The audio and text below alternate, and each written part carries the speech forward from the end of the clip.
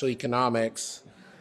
I'm delighted to be, I'm Adam Posen, the Institute's president, and I'm delighted to be co-hosting with our friends and colleagues from CF40, the China Finance Forum 40, our third annual China Economic Forum. This is part of an ongoing relationship we have with the CF40, a network of very distinguished economists, policymakers, business economists, and scholars. We've had 6 years now of visits by Institute fellows to China for an annual conference joint with CF40 in Beijing, usually in May. And our Chinese colleagues tell us it's a highlight of their year. I hope it is. It certainly is for us.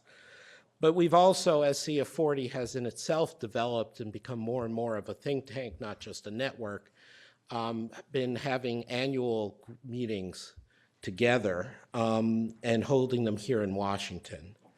And I'm delighted that my friend, as well as my colleague Yiping Huang, chairman of the CF40 Academic Committee and Deputy Dean of the National School of Development at Peking University, is with us today to represent and lead the Chinese delegation, and I'll turn to him for remarks in just a moment. I just want to say that we're particularly excited about today's conference.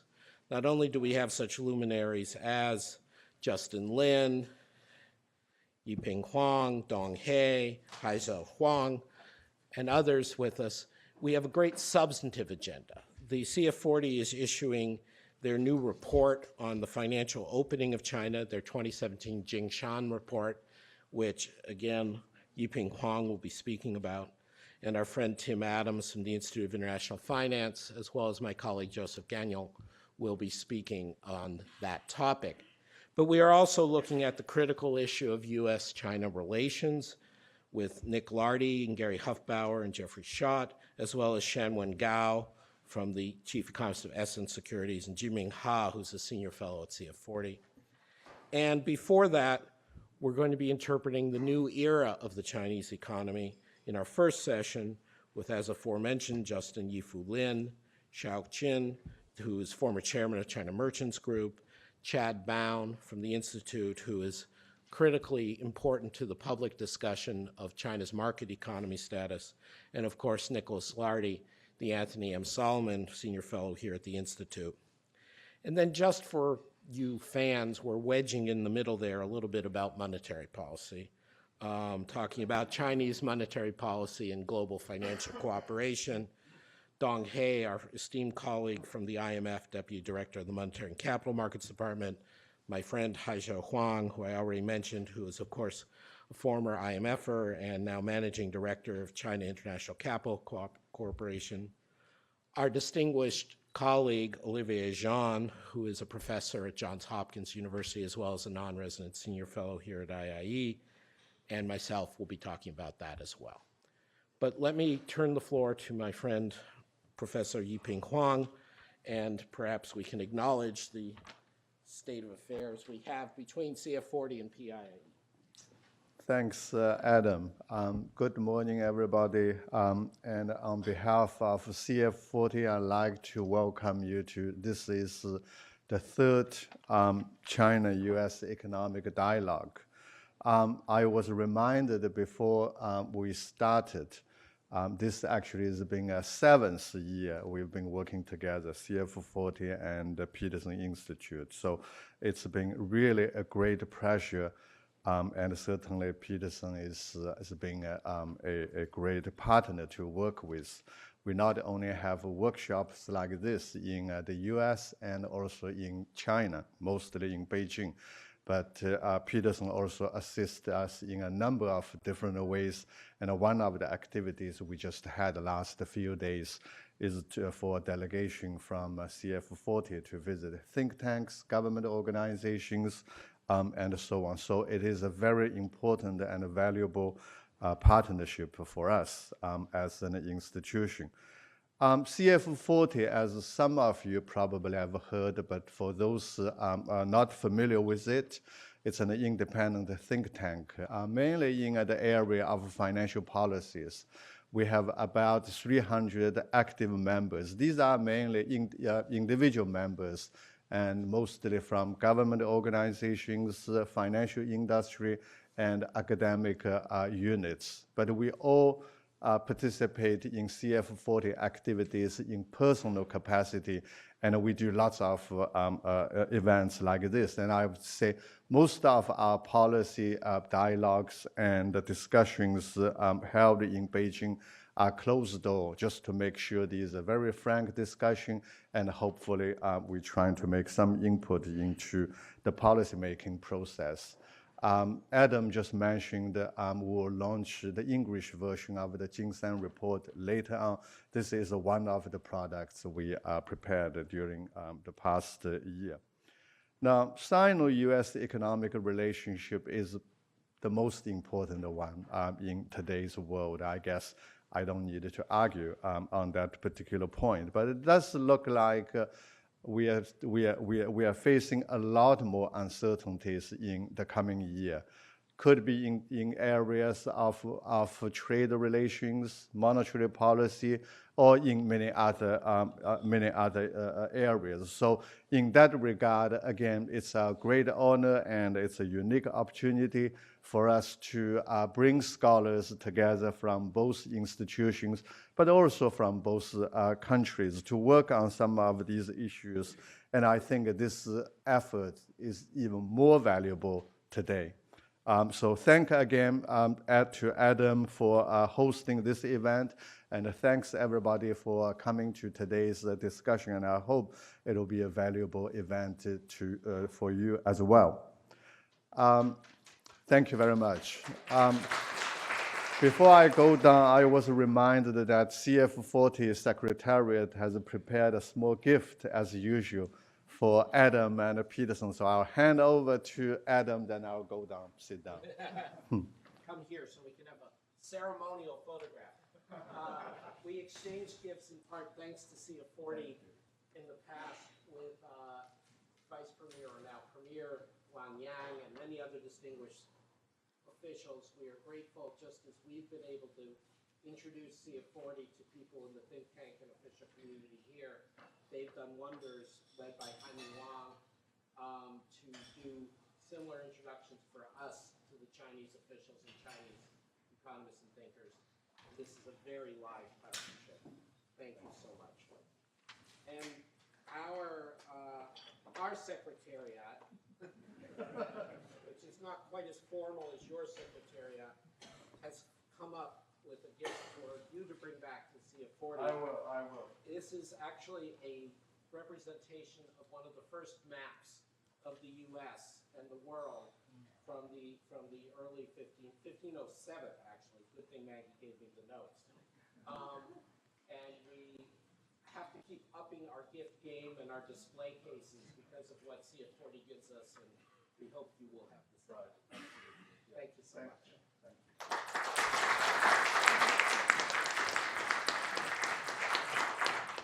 you. And now, being heartfelt but quick, we have caught up, and I'd like to call on our colleagues from the first panel to come forward.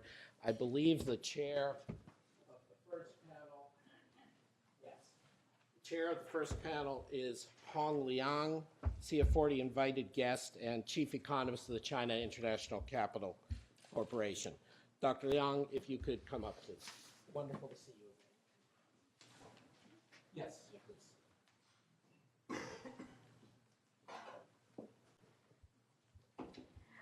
It's my pleasure to be the moderator for the first panel. We have very distinguished speakers for the first panel and a very interesting topic. Can Professor Lin, Dr. Qin Xiao, and the panelists come to the podium? I will give a very brief introduction to each speaker.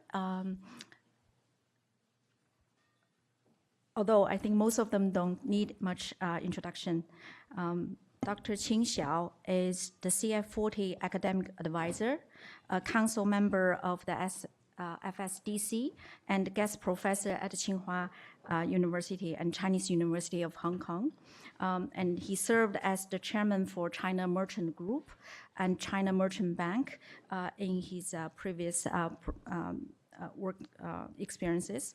And our second speaker is Dr. Justin Lin.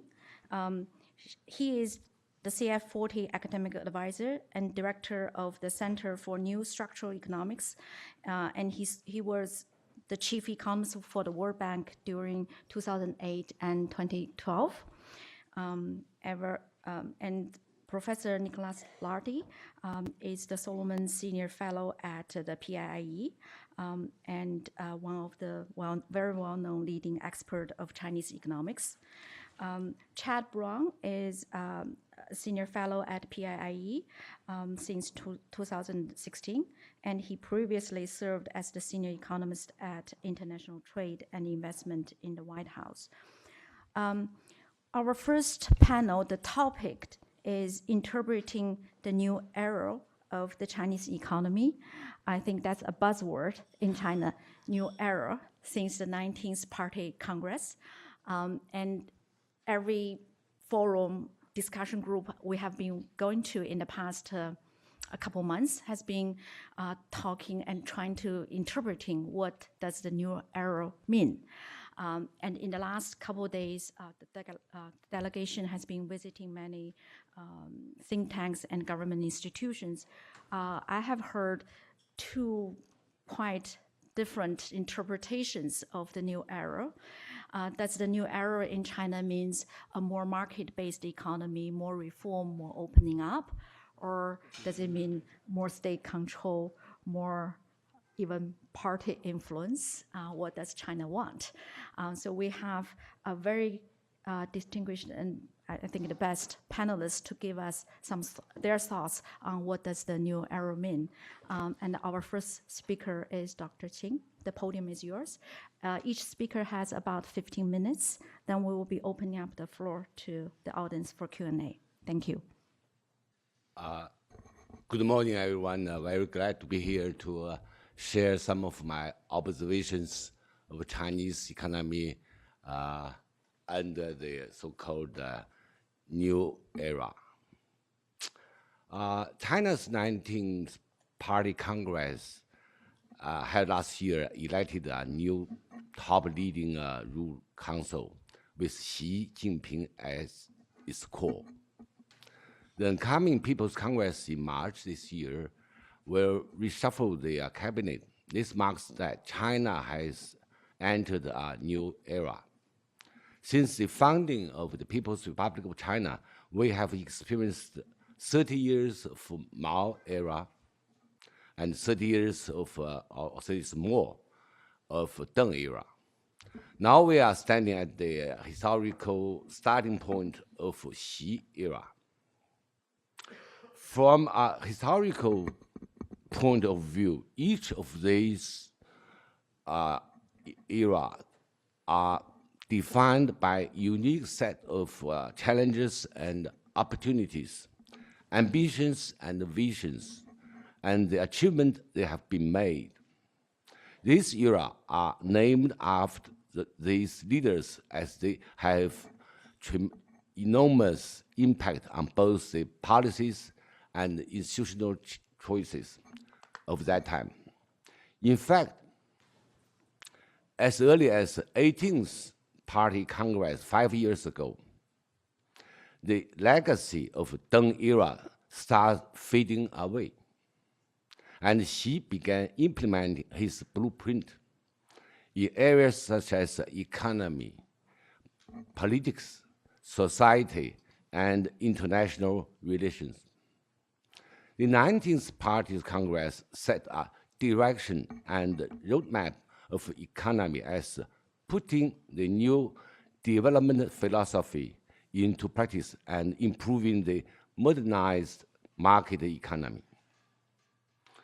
From historical and practical perspectives, a significant symbol of China's Xi era is the value and policy readjustment of the two conflict conflicting political legacy of Mao and Deng, and on this basis to revive China's modernization.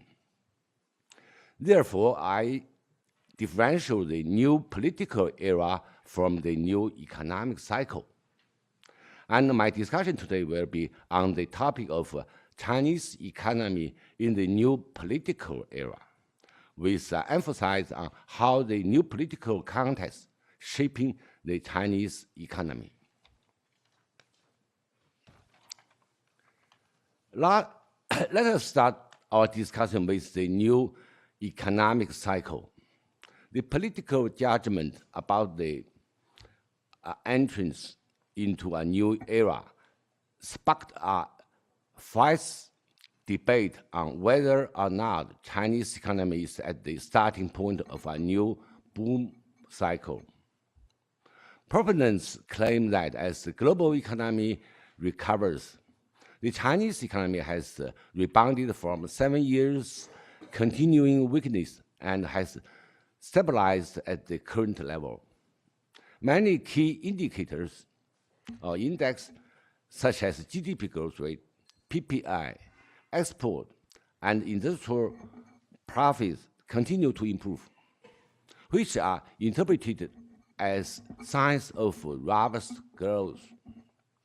However, many others say that it is premature to draw such a rosy conclusion. They challenge these economic indicators because they are short-term measurements and many unsustainable. Many unsustainable factors have contributed to the current economic recovery, such as RMB depreciation and inventory changes. These opponents argue that judgment should be based on other fundamental and long-term signs, including the market clearance of excess capacity and to-be enterprises, public and corporate sector deleveraging, and replacement of physical investment with new market growth momentum. These key signs are not visible yet. Generally, I agree with the opponents. However, I am cautiously optimistic that Chinese economy is about to stabilize at the horizontal line of an L-shaped growth trend. There are two important indicators to assess whether or not the recent recovery is sustainable. The first is the transmission between PPI to CPI, especially whether CPI increase along with PPI. If so, it means the downstream industry and the consumption are powering the healthy economic recovery. Otherwise, if CPI is weak, say below 2%, currently it's about 1.7, then it's hard for PPI to continue its high growth, say above 6%. The second indicator is the term spread between short-term bonds and long-term bonds. China has a fairly flat yield curve, which reflects tight short-term liquidity and weak long-term confidence. The widening of the term spread reflects a return of investors' confidence and active investment, and the fall of yield on short-term bonds could cut enterprises' production costs, which would effectively mitigate the liquidity risks caused by long and short-term maturity mismatches. So far, I've talked about economic cycle, or it's a cyclical issue. The fundamental reason for cyclical fluctuation is structural imbalance.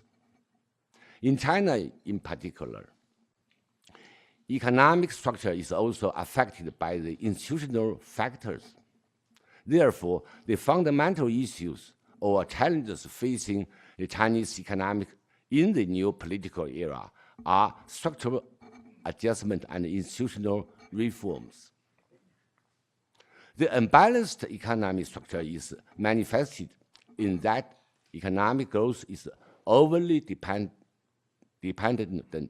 on input factors, especially fiscal investment, rather than improvement of total factors productivity, resulting in problems such as overcapacity, high public corporate debt, and insufficient and unequal distribution of public goods, etc. These problems have drawn great attention since the 18th Party Congress, and some improvements and progresses having been achieved. However, long-term and consistent effort are still needed. The major institutional problem is mainly centered on the government-market relationship. The spirit of 18th Party's Congress that the market should play a decisive role in the allocation of resources has not been effectively implemented. In reality, the government-led economy distorted and squeezed the market in many aspects. For example, administrative examination and approval, price control in factor market in particular, SOE monopoly, and choices of market winner by government and the so-called industrial policy. Some people have started to praise this type of government intervention, calling it the China model. In dealing with crises and complex issues, such as overcapacity, environmental protection, stock market crash, and financial regulations, the government still prefer administrative rather than market solution. The government-market relationship also led to an issue between SOE and the private enterprise. State-owned enterprises have been given mandate to implement national strategies and serve as a tool for microeconomic policy adjustment. As a result, they often obtain many explicit and implicit financial support and subsidies, including low-cost loan, free land allocation, fiscal injection of assets and funds, and monopolies in many industries. All these advantages undermine fair market competition and deepen social inequalities. Even worse, many state-owned enterprises do not have hard budget constraints and effective risk control. They are large but not strong. They are low efficient, resulting in misallocation of resources and depress the vitality of economic growth. Another problem that arises from the relationship between the government and the market is a high tax caused by big government and investment-centered fiscal expenditure. Recently, Trump's tax reform has aroused wide discussion in China. Most Chinese people think that the tax cut should be brought to their reform agenda in China. From the international market perspectives, the government-led economy of China, especially the business model of state-owned enterprise, has received growing criticism. Globally, principles such as negative list, automatic national treatment for FDI, protection of intellectual properties rights, environmental protection, labor collective bargaining, ownership neutrality, and so on are being accepted by more economies.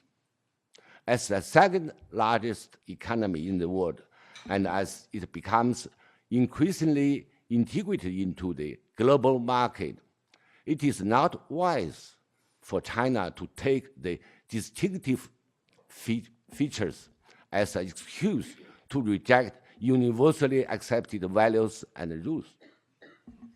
The new era has shown tremendous room and bright prospects for China's economic development and social progress. China's development and progress will surely benefit the world as a whole. Meanwhile, we have to clear the new era is we have to be clear that new era is facing immense challenges. It is necessary to examine the road traveled by China, to think about the existing problem from the historical and the global perspectives, and to choose with them through policy, and to cope with them through policy choices, structural adjustment, and institutional reforms. Thank you.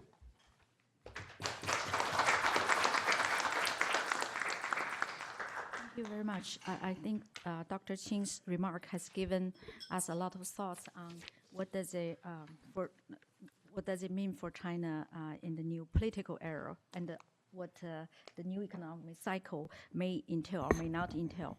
Our next speaker is Dr. Justin Lin. He will give us his thoughts about the new era. Thank you very much. There are many ways to understand what is the meaning of new era. And for me, I'd like to mention 3 things which, from what I see, are not changed in the new era. And 3 areas which will change in the new era. For the 3 unchanges, the first one is that China will always be on the road of reform. As you know, that China adopted a very pragmatic dual-track approach since the reform started in 1978. In this dual track, on the one hand, continue to provide some necessary transitionary protection and subsidies to old, large-scale, capital-intensive SOEs, and also liberalize the entry to new sectors which are labor-intensive, consistent with China's comparative advantages. By this kind of pragmatic dual-track approach, China maintains stability and dynamic economic growth, and avoid the collapse, the frequent crises as we observe in former Soviet Union, Eastern Europe. And by this approach, China also pay a high cost, because the need to provide protection and subsidies to the older sectors means China retain many distortions. And those kind of distortions causing, on the one hand, widespread corruption, but also contribute to the rising inequality in China. And I think it's time for China to remove those kind of distortions, because as I mentioned, it was pragmatic. Due to at the beginning, China was a low-income country. Capital-intensive, large-scale industry were not China's competitive advantages. And so subsidies and protection to the old sector were necessary. But now China is a high middle-income country. Many of those sectors has turned from against China's comparative advantages, now being consistent with China's comparative advantages. And there's no reason to continue the subsidy and protection. And that is the spirit of the reform agenda announced in the third plenum of 18th Party Congress in 2013 to deepening the reform.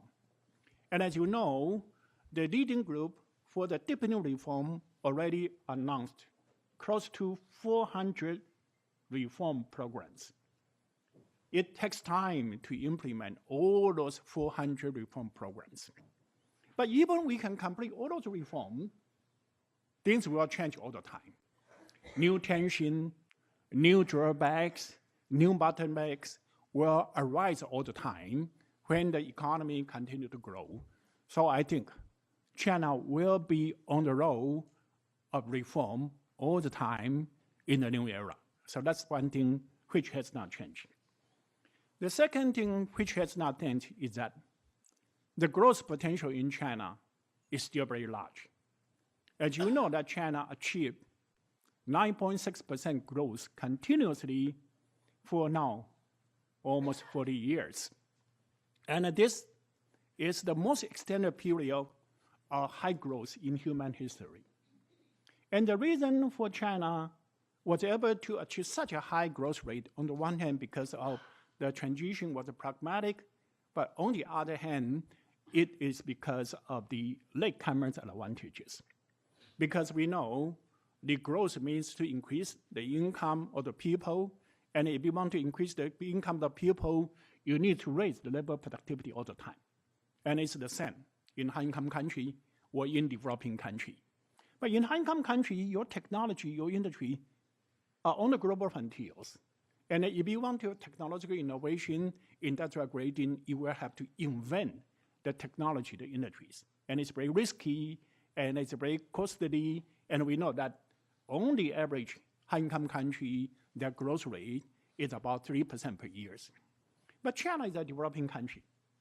And so for the similar mechanism of industrial upgrading technological innovation, China has some kind of latecomers advantages, can learn, can absorb technology from high-income country to reduce the cost of innovation and industrial grading. And that was the reason why China can achieve 9.6% growth in the past, 40 years. And now already tap into the potential for 40 years. How large is the potential there? There's a debate globally and domestically. But I think the way to measure the potential high growth with the latecomer advantages, the best way is to look into how large is the gap between the technology and industrial level in China with high-income countries like the US. And the best way to measure this kind of technological or industrial gap is to look into the gap in the labor of per capita GDP. And from the data, I can do the analysis was Angus Madison data in 2008. The per capita GDP measured by purchasing power parity was 21% of the US. And it was similar to Japan in 1951, Korea in Singapore in 1967, Taiwan, China in 1975, Korea in 1977. And these four East Asian economies rely on similar mechanisms or latecomers advantages. They achieve 20 years of 8 to 9% growth. So that means if they can realize 8 to 9% growth for 20 years, that means China has 8% growth potential from 2008. And now 10 years passed, but we still have more than 10 years to come. I think that the growth potential in China could be about 8% per year in the coming 10 years. And if China can realize that potential based on the experiences of other East Asian economies, by the time of 2030s, the per capita GDP measured by purchasing power parity in China is likely to be 50% of US. That was what they achieved for East Asian economy. And by market exchange rate, is likely to be about 30%. And so from that, there's still a substantial technological and industrial gap between China and the US at the time of 2030. And so if China do well to tap into that potential advantage of latecomers, I think that China is likely to maintain about 5% growth from 2030 to 2050. So I think that China still has a great potential to have dynamic economic growth. And I think that potential has not changed. And the third thing I think which has not changed is that the foundation for a win-win cooperation between China and the US has not changed. The main reason for me to make a judgment is that currently, the per capita GDP measured by market exchange rate in China is $9,000 US dollars. US 60,000 US dollars. That means that by market exchange rate, China's per capita GDP is only 15% of the US. And by purchasing power parity, it is about 25%. And so there's a lot of gap in income means the gap in labor productivity means the gap in technology and industry. China is still relatively in sectors which are low value added, more capital intensive. And the US is in higher value added, more capital technology intensive sectors. Our sectors are not really overlapping with each other. Our sectors are complementary to each other. So that means what? China can provide low-cost goods to the US and that will improve the living standards of consumers in the US. China will also provide the markets to the companies in the US for the higher value, technological intensive, capital intensive products. And so that will give the opportunity for profit and also give the opportunity for creating jobs in the US. It's a win-win cooperation. And about the time of 2030, if my projection is right and China do everything right, by that time, by market exchange rate, the per capita GDP in China may be 30% of the US, and by purchasing power parity, maybe 50% of the US. By the time of 2050, the per capita GDP measured by market exchange rate can be 40% to 50% of the US. By purchasing power parity, can be about 60% of the US. So again, you can see the level of development in China and the US are different. And since the level of development are different, that means our economy are complementary to each other. And so the foundation for the win-win cooperation will still be there. And if we do well to help each other to tap into the win-win cooperations, then it will be good for China.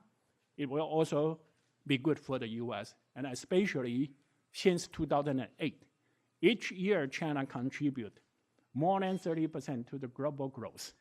And I think this kind of situation will continue.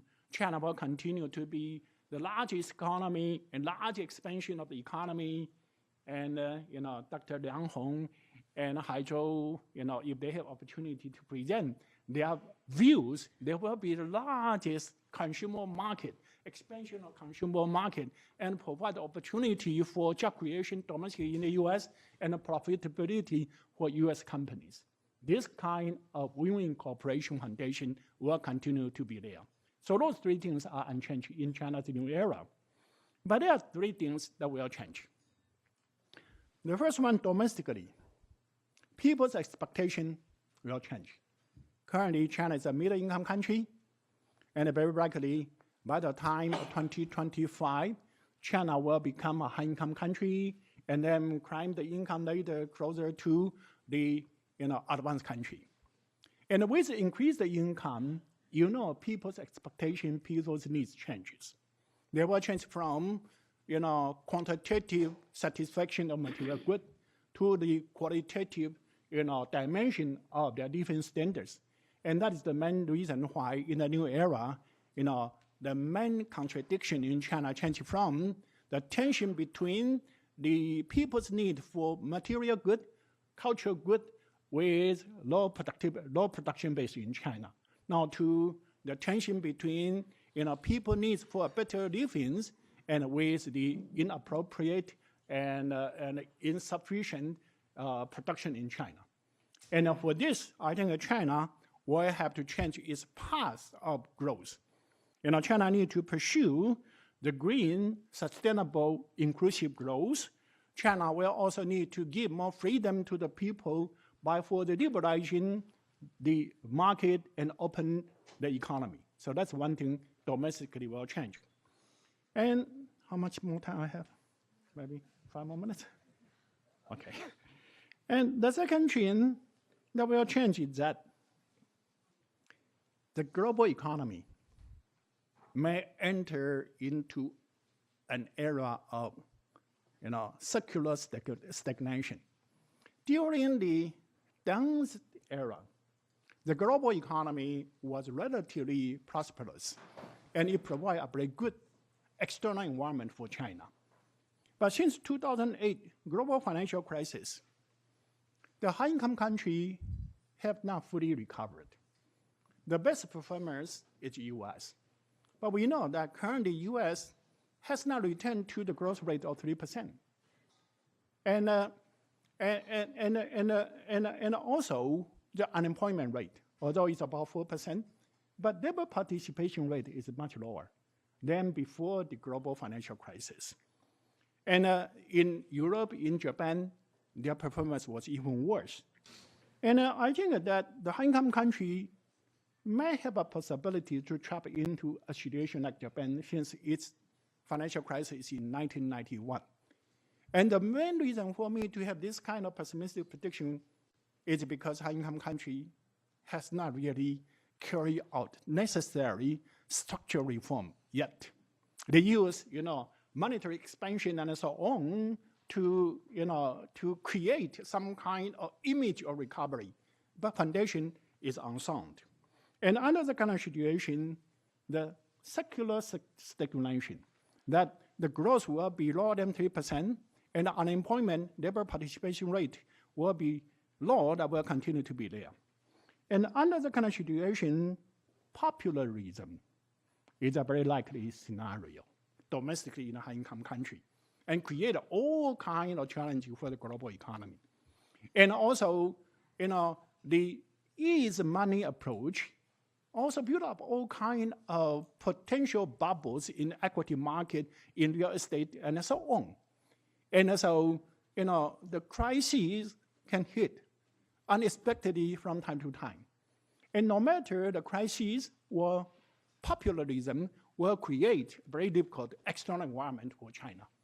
Although China is lucky to have large domestic market and China can rely more on the domestic, sources of growth, but other developing countries may not in that envious position. So that is a new situation that we may have to enter when China enter into the new era.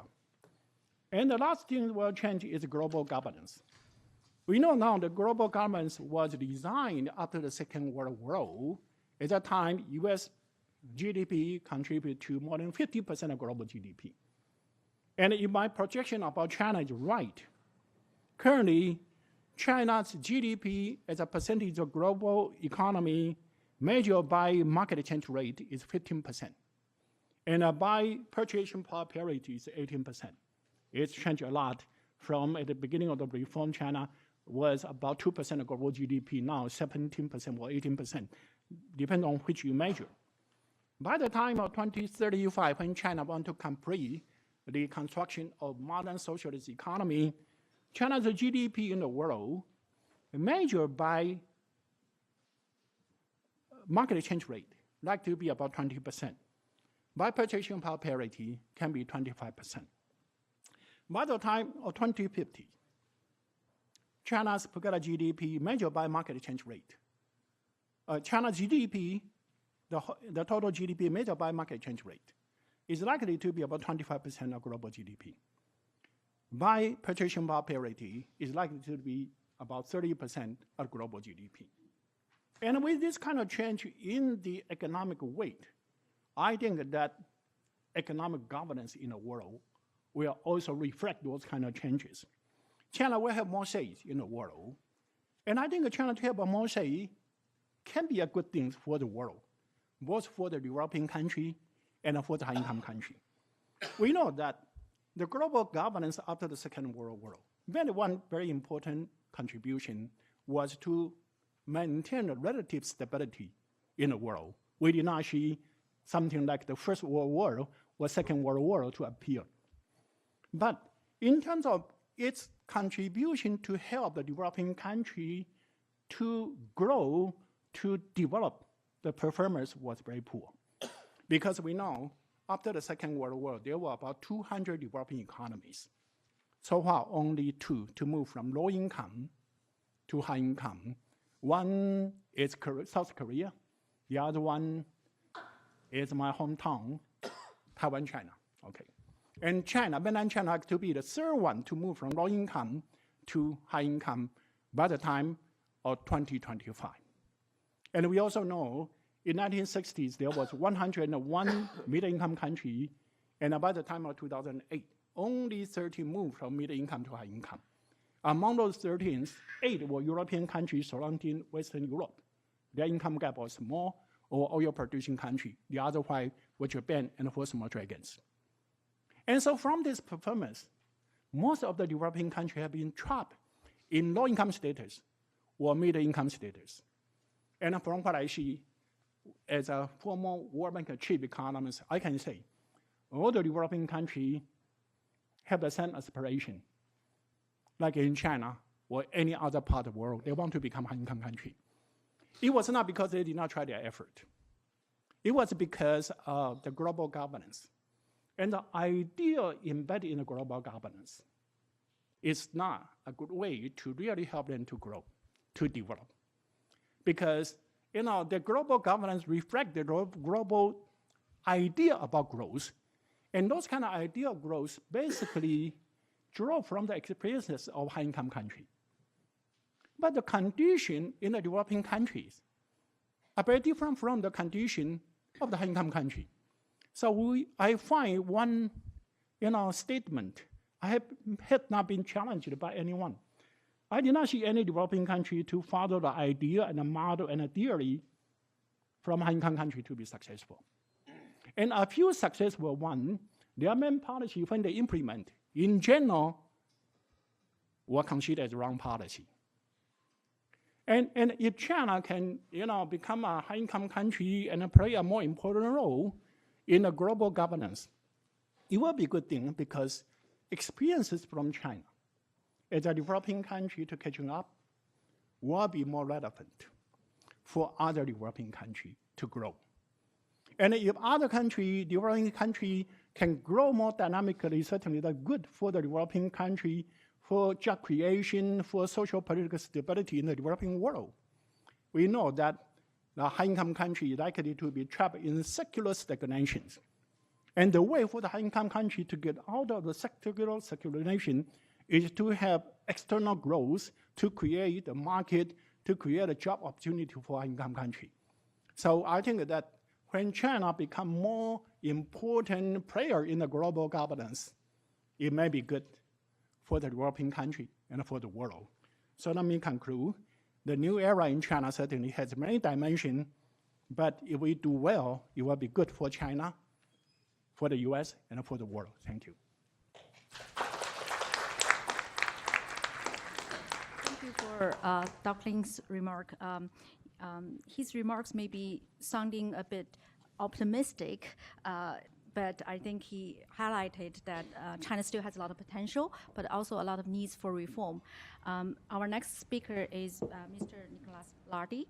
I think he will share with us his thoughts on some of the areas that China needs to reform and do better and to unlock its potential. The floor is yours.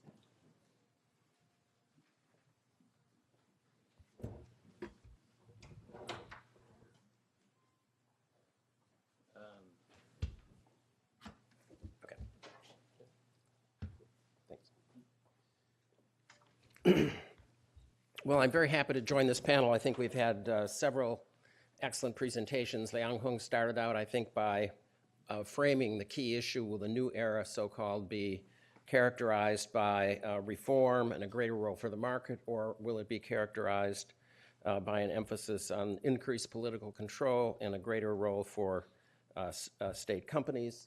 Qin Xiao, I think, highlighted the same thing when he was in his remarks about the balance between the state and the market.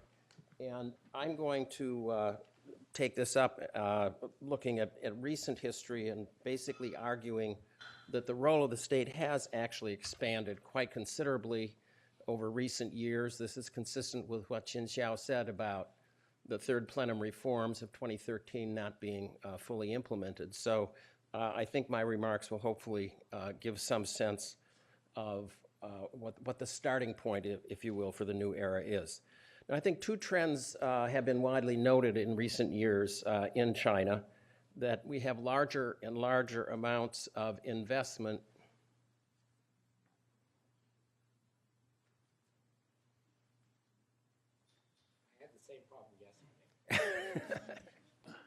Well, you have to imagine the next slide.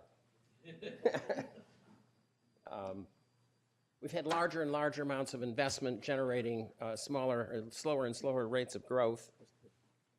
Which one? Down. Oh, okay. And larger and larger amounts of credit being extended, particularly to non-financial corporations. This isn't the total credit in the economy, which would be more up in the neighborhood of 260 to 270%. This is just credit to non-financial corporations that we're leaving off the government and the households. So I think I'm going to argue that the explanation of these two trends is the result of two factors. First of all, the crowding out of private investment in China in recent years, and a very substantial decline in the performance of state-owned companies. And on the investment side, you can see in the earlier part of this slide, private investment was growing very, very rapidly, almost 3 times more rapidly than state investment, so the share of private investment in the total economy was rising rapidly. Starting in 2011, this began to slow down. You can see the thick black line is flattening out. And in 2016 and I believe in 2017, we basically have seen a collapse of private investment. It's growing at roughly a fourth or a fifth of the rate of state investment. The surprising thing is that this has occurred even as the productivity of state companies, as measured by return on assets, has been declining very consistently compared to the pre-global financial crisis period. And this is true whether we're looking at industry, which is mostly manufacturing, or whether we're looking at the service sector. The rates of return have declined quite substantially. And as I'll mention in a moment, throughout this period since 2007, fully 40% of all state companies are losing money. They cannot cover their cost of capital. Another way of looking at this is comparing 2011 with 2015. You can see that if you have great eyesight, you will be able to see that the profits of state-owned companies increased by 2%, but their investment went up by about 20%. So clearly they were getting much more access to external sources of funds, and this was particularly true in the case of credit from the banking system, which is the main source of external funds for corporates in China. You can see that in 2011, the share of increased credit, this is the share of credit to the corporate sector, the share of increased credit to the corporate sector going to state companies had fallen to a low of 28%. It rose very substantially over the next 4 years, so that almost 70% of all new credit was being extended to state companies by 2015. Unfortunately, these data come out with a very long lag. I'm not sure exactly what has happened in the past couple of years, but certainly the trend over this period has been a huge increase in the share of credit going to state-owned companies. That made it possible for them to increase their investment quite substantially, even as their profits were collapsing. I mentioned a minute ago that about 40% of all companies, since the global financial crisis, 40% of all state companies have been losing money. The share has not gone up, but the magnitude of their losses has gone up very dramatically. In absolute terms, it's more than 5 times increase. As a share of GDP, it's more than doubled. And this slide shows you, if you compare the losses of the money-losing companies compared to the profits of the profit-making state companies, we've gone from roughly 20% to 40%. In other words, the losses of money-losing state companies are equal now to 40% of the profits of profitable companies. So my view is that a very substantial portion of the increased credit in China in recent years has gone not only to financing investment by companies that have an extraordinarily low rate of return, a substantial portion of it has also gone to cover the losses of state companies. And I think that's evident if you look at my last slide, which is looking at the leverage ratio. This is just liabilities relative to equity. And you can see pre-global financial crisis, sometimes the leverage ratio between the two types of ownership was up and down a little bit. In the year prior to the global financial crisis, you can see the crossover line. The leverage ratio was the same in both types of ownership, about 130%. But since that time, there's been a very dramatic increase in the leverage ratio of state industrial companies. It's gone up to about 160%. And on the other hand, private companies have gone down to about 110%. What's going on here, I believe, is that you look at the very low returns that are generated by state companies, and 40% of them are losing money, but they're continuing to invest. Their liabilities are growing much more rapidly than their equity because they continue to borrow more and more. A substantial portion of their borrowings is the capitalization of interest due on previous loans, so their leverage ratio keeps going up.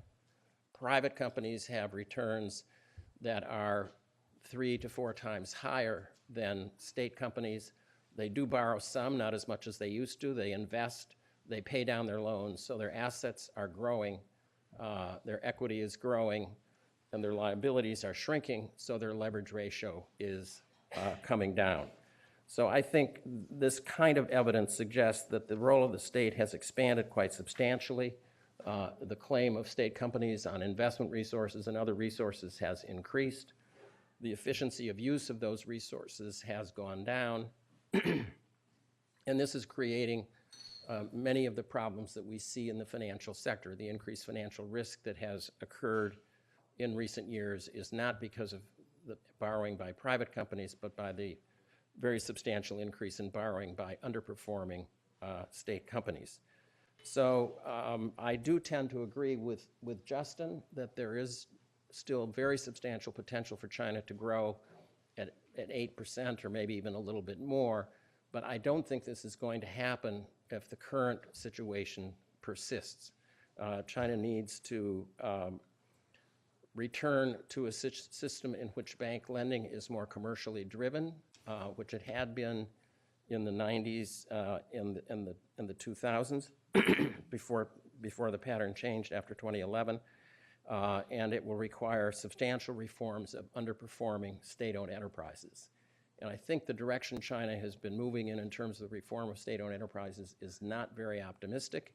The programs that they're undertaking have not improved performance, corporatization, mixed ownership, mergers. All these things have been going on for more than a decade as productivity, as measured by return on assets, has been going down. It's very hard for me to see why more of this is going to lead to a different result. Instead, I think what we need is a reduction in the barriers to entry of private firms, particularly in the service sector, and we need more market-driven merger and acquisition activity instead of these top-down mergers that are being driven by the State Asset Administration and Supervision Commission, which have the effect of changing oligopolistic market structures into monopolistic market structures, as we've seen in many, many subsectors. And the resulting decline in competitive forces, I think, is the underlying reason why we see less innovation and declining performance across a very wide spectrum of state-owned firms. And the third thing, I think, obviously, is we need a substantial increase in bankruptcy and exit of underperforming firms. The extent of bankruptcy in China is extremely limited. And the good thing is, China recognizes, they even talk about zombie firms as being a significant problem. I think the way of dealing with these firms is to return to the kind of reforms that we had in the Zhurongji period in the late 90s, when some of these firms were privatized, some of them were forced to exit, and we had a big increase in performance in the state-owned economy that lasted for about 5 years. But the benefits of those reforms have long since been exhausted, so I think we need a new effort on the reform of state-owned enterprises. Thank you.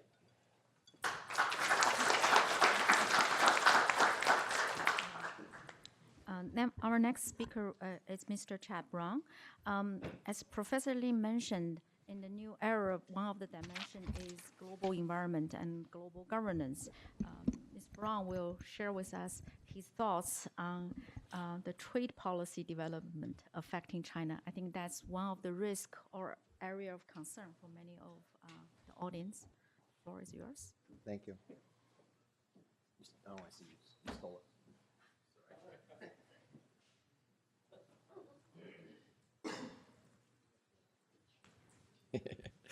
Thank you to CF40 for the opportunity to be here.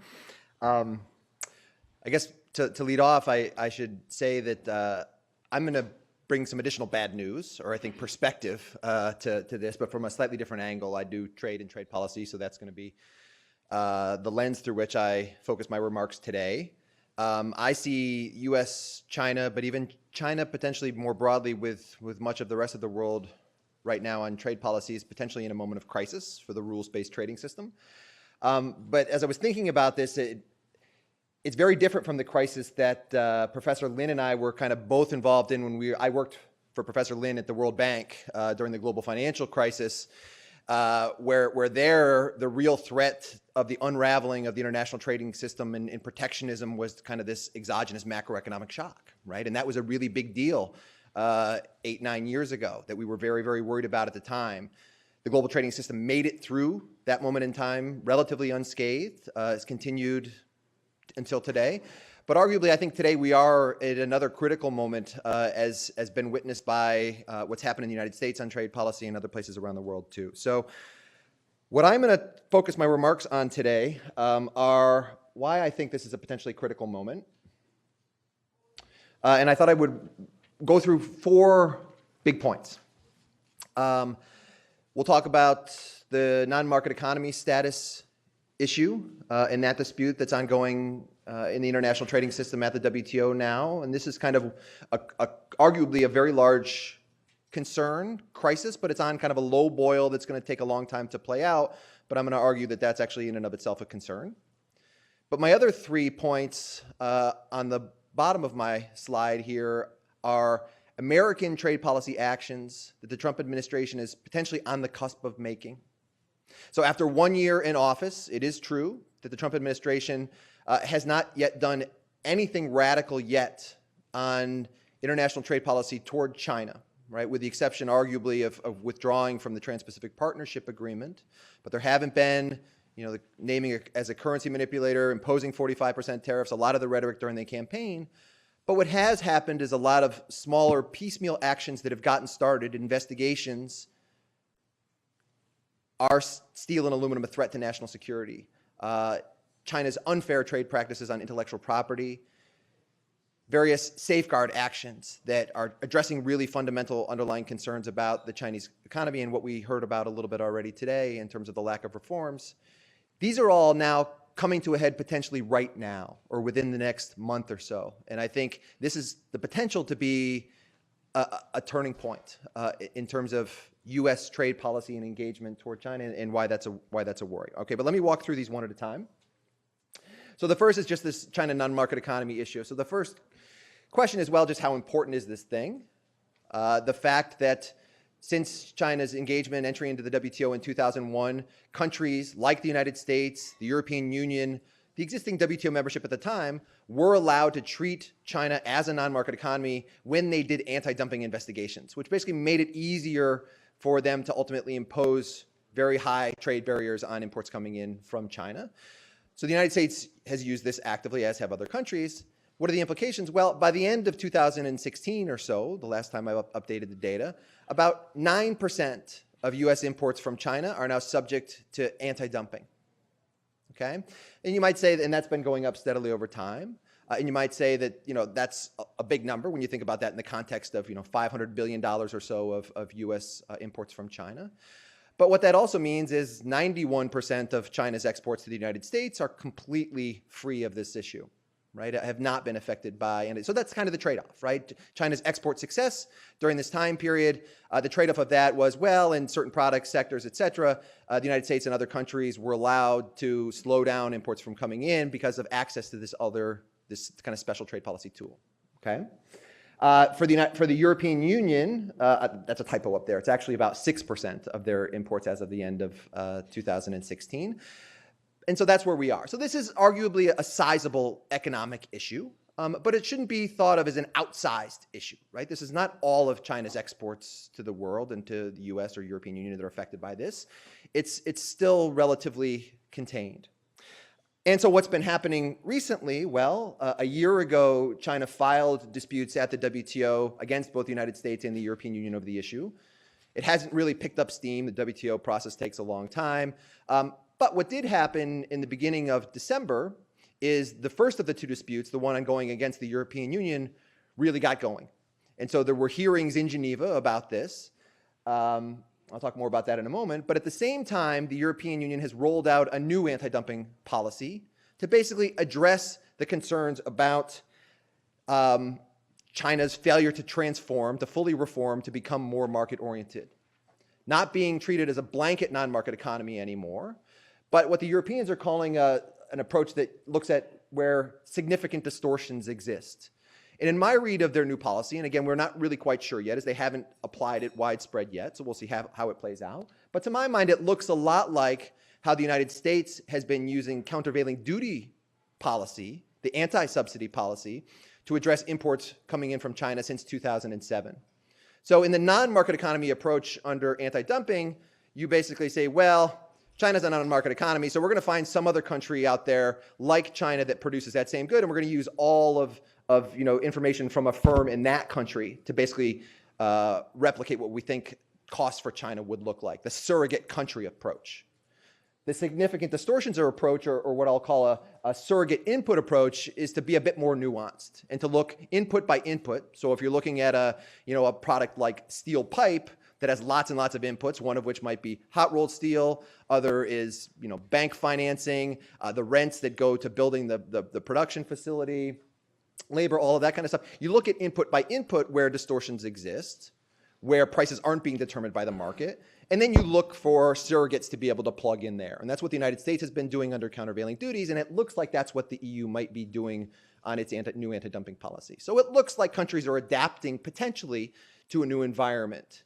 That being said, this dispute is still being litigated at the WTO. China is challenging both what the European Union and the United States have done historically on anti-dumping. China is also challenging what the United States has been doing on countervailing duties since 2007. So this is a very large politically unresolved issue. And my concern is if we leave it in the hands of judges in the WTO that arguably aren't really equipped to deal with an issue as big as this one is politically, this could be somewhat devastating for the system. You just imagine what happens if China wins, right? We've already heard, the Trump administration is not a large fan of the World Trade Organization to begin with. If judges in Geneva are going to tell the United States that it has to start treating China as a market economy in its anti-dumping regime, something that is very close to the heart of Ambassador Lighthizer and a lot of the officials in U.S. government at the moment, that has real risks for the U.S. engagement in the WTO at large, I would say. But on the other hand, if the EU or the United States wins, right, what's going to be the reaction of China?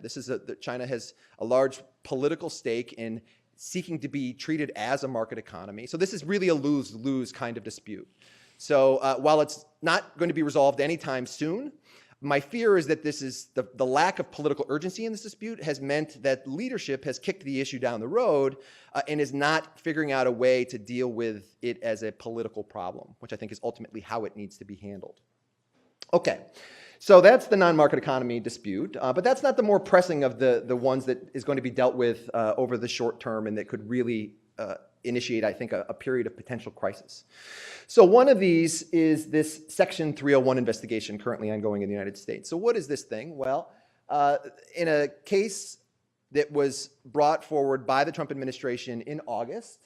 The policy concern is essentially their allegations are that Western companies, in order to play in the Chinese market, in order to sell their goods in the Chinese market, they're not allowed to export. They're forced to engage in local production. So, the tariffs in certain sectors may be too high to be able to profitably export. So they have to engage in local production, but they just can't set up individual production facilities. They have to engage in joint ventures. And those joint ventures are typically with state-owned enterprises. And then as a further conditionality, they have to engage in forced technology transfer. So they have to share the crown jewels of whatever it is that they're making, right? Their latest and greatest ideas and technologies. And that's a concern, and that's forced. So what do you do about that? Well, what this administration is doing is they're turning to an old US trade law, this thing called Section 301 of the US Trade Act of 1974. We haven't seen use of this law in the United States in a very long time, and there's a good reason for that. The history of this law, though, is very interesting. So this law was very actively used in the 1980s and early 1990s, but in a world in which was very different from today. A world without the World Trade Organization, a world without trade rules under the GATT, the General Agreement on Tariffs and Trade, the WTO's predecessor, that really didn't cover services trade, intellectual property rights protection, investment at all. Those were absent from the old trading system. And it had a very ineffective dispute settlement forum to resolve grievances between countries. So the United States, very frustrated in that old world, pushing on behalf of its frontier industries in pharmaceuticals and media and Hollywood and other IP-intensive sectors, actively used this law to try to ensure that their exports were being treated fairly in foreign markets. But what that meant was, under these investigations, the United States government was essentially, the police force identifying where somebody had done something wrong. They were the prosecutor of these cases in terms of making the legal arguments that the foreign country had done something wrong in terms of a policy. They were then the judge, determining whether or not that there was something wrong happening. And then they were the meter out of punishments in terms of retaliation. And this ultimately made the rest of the world unhappy, and it's helped to usher in the WTO, which introduced for the first time rules on services and intellectual property and investment, and also our existing system of dispute settlement. And the bargain there was the United States essentially said, well, we'll stop using this Section 301 policy for the most part. And so we haven't used it since then. But the Trump administration has dusted this thing off, and they're investigating under this law what this underlying concern is with China. So the question is, what's going to happen today? And we don't know. This case, this case doesn't need to be resolved anytime soon, but there's rumors in Washington that they've been looking into it, and it could get resolved at any moment in time. So the big issue is, what is going to be their approach? When they come up with some findings that China is doing something that Washington feels is unfair, will they use the WTO existing dispute settlement procedures to resolve the issue? Or will they decide that, well, China may be doing something that's unfair, what China's doing that's unfair isn't itself covered by WTO rules, so the United States is going to need to come up with a way to retaliate or do something that's equally unfair, but that also isn't a violation of WTO rules, right? And so this is where, obviously, it gets complicated, and you can see how things could break down. Okay, so that's a concern. My next two concerns in my remaining time here have to deal with other laws that haven't been frequently used but are on the US books. The first is this national security cases. So back in April, the Trump administration initiated two cases, one on steel and one on aluminum, into whether imports of these products were a threat to US national security, to defense, essentially, under the Trade Expansion Act, Section 232 of the Trade Expansion Act of 1962. Very unused law. Put this together with the Section 201 case. The Section 201 case is a general global safeguard, and this is a policy that countries around the world use. The United States hasn't used it since 2001, but this is authorized under the WTO. I mean, national security is an exception that's authorized under the WTO as well, but a global safeguard is something that we're much more familiar with, even though it hasn't been actively used in the United States in a while. We have two cases at the moment, but one of them I think ties in here, and this is the solar panels case. And why this ties in is, underlying each of these issues is this concern, that sort of dates back to one of the issues that Professor Lin raised, which was the lack of reform, the the excessive state involvement in certain industries, whether it's old industries like steel and aluminum, historical industries, or new frontier industries like solar panels, has led to overproduction, overcapacity, and some of that now is getting thrown out into global markets and lowering world prices.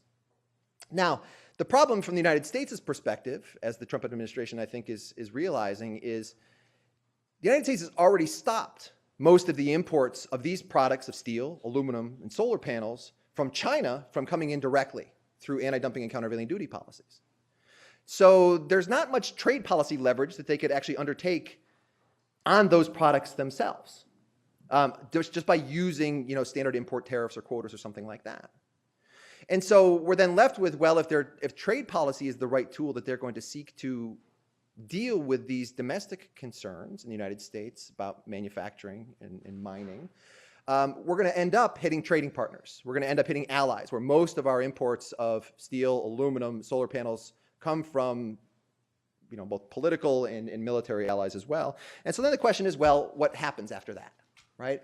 And if this happens, there's lots of products like this out there in the trading system, right, where the United States has already stopped the imports of product X from coming in from China, but the China's production and export to the world has driven down world prices, and that is leading to imports from other countries, the United States, coming into the United States, where there's then pressure on the U.S. manufacturing sector to ask those imports to slow down or stop.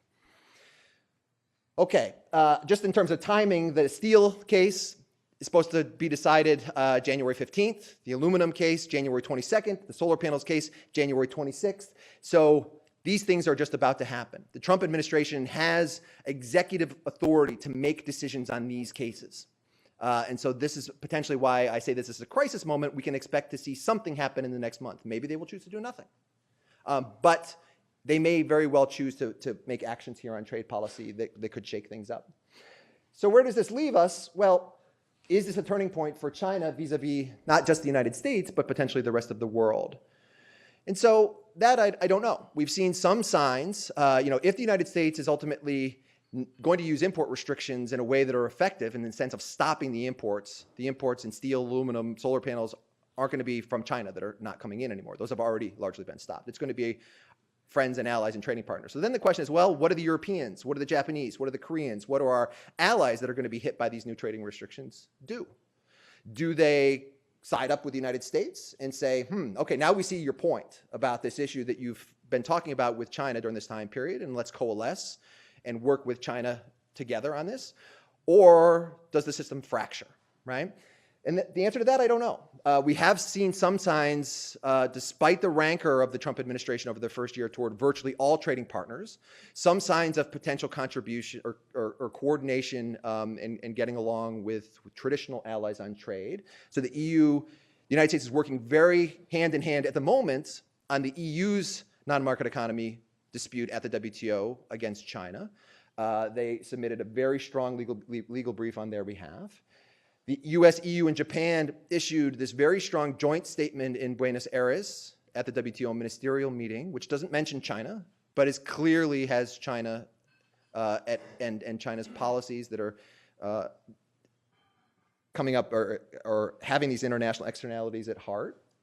So the question is, where does that leave us? And that I don't know. So to summarize, I think what I want to just reiterate is we heard from Professor Lin that it's in China's own interest to engage in these reforms, that arguably, he mentioned three things, especially when it comes to old industries, that they're leading to economic distortions and waste, corruption, and potentially drivers of inequality within China. But I would just argue that there's now a fourth one as well, which is that the international externalities of a lot of China's inability to reform, whether we're talking about overcapacity in the old industries or dealing with forced technology transfer in frontier industries, is threatening now the existing international trading system in ways that we haven't seen yet, and leading us to a really potentially critical moment for what the future of that global system might look like. So I think this is something that should be added to the list. And with that, I'll stop. Thank you.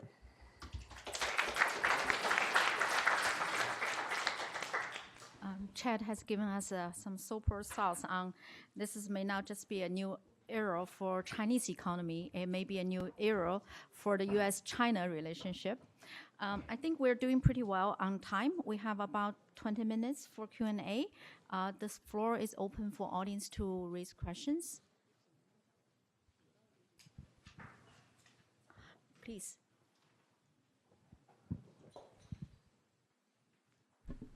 Thank you. I'm Harley Balzer from Georgetown University, and I guess I want to ask about the contradictions. Professor Lardy gave us a very concise summary of the problems in the state-owned enterprises. A couple of Chinese economists a few years ago published a study in Singapore suggesting that the average SOE was losing 6 or 7% a year. If the new model includes a much heavier emphasis on party representation in both state and private enterprises, how is that going to help solve the problem of the SOEs being less effective and being a drain on the economy? This question is for which speaker? Especially our Chinese colleagues.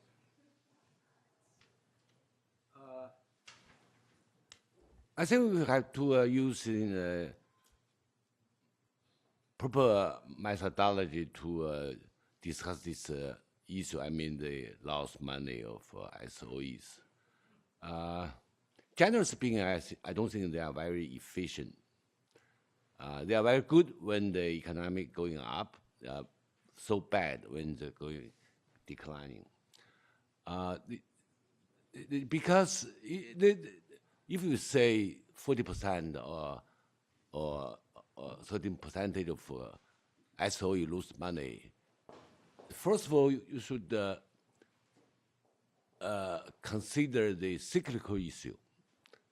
Or we may say at that period of time, if you choose peers in the same industry, in the same technology, same scale, maybe others also lose money. So I think we should, it's a real issue, but maybe not that serious. I think the problem is a good reason for reform.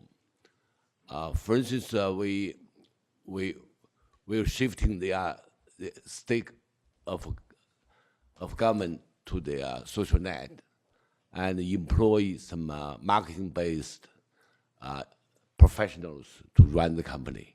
That's my answer.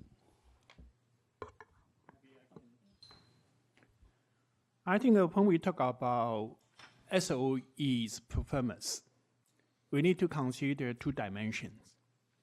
One is business cycle dimensions. And because SOEs on the average are on the more capital-intensive upstream sectors. So in the boom time, actually, SOE on the average perform very well. They are very profitable. But on the down times, because of nature of slow adjustment in those kind of more capital-intensive sectors, they will encounter more losses. And currently is in the slow growth period, downtime. So their performance, is about. That's one thing. And secondly, when we talk about SOE reforms, I think we need to put SOEs into 3 different categories. One is in capital-intensive, technological-intensive, strategic sectors. And in the sectors, actually, China does not have comparative advantages. And in the sectors, not only in China need to be subsidized, in the US also need to be subsidized, in Europe also be subsidized, no matter they are state-owned or private-owned. And the second category is in natural monopoly, large-scale service sectors, like telecommunication, power sectors. And they are natural monopolies. And we know that they will not face severe competition. And no matter they are state-owned or private-owned, they will not perform well without good supervisions.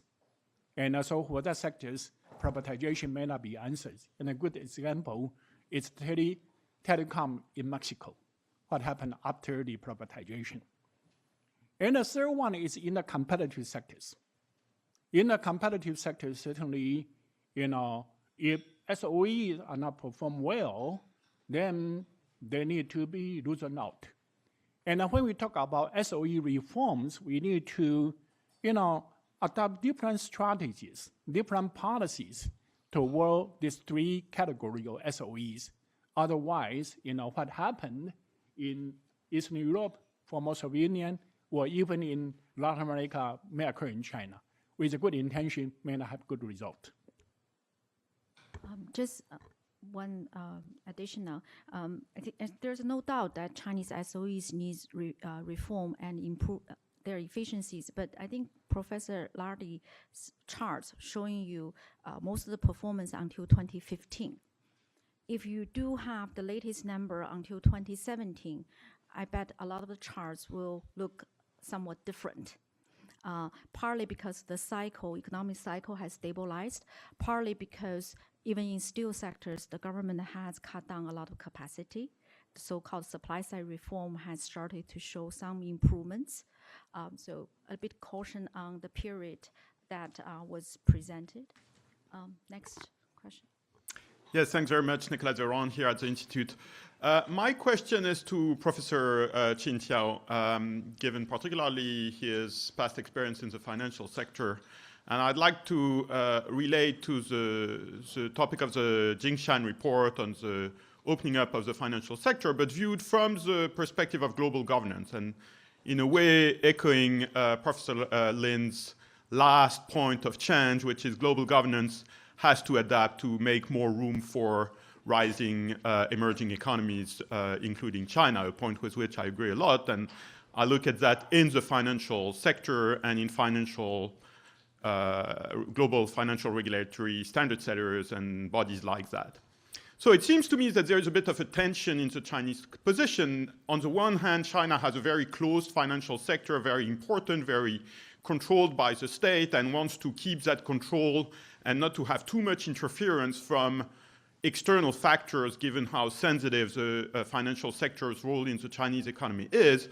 On the other hand, China has a big stake in global governance and has a big interest, frankly, in the perpetuation of financial sector openness and stability on a global level, increasingly so.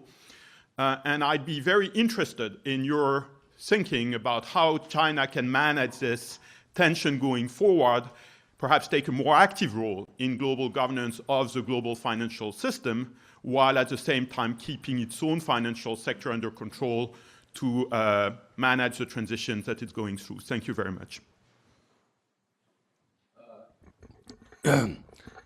China now is become bigger and bigger and big exposure, both financially and in other aspects in the economic development. Financially speaking, I think there are some outstanding issues we deal with for a long time, and we are going to further deal with. One is the opening up of capital account. Actually, we did some progress has been made, but the ultimate target is clean flow of the currency. It's still some way to go. Maybe it's not a very good time to push further reform or further opening up at that time.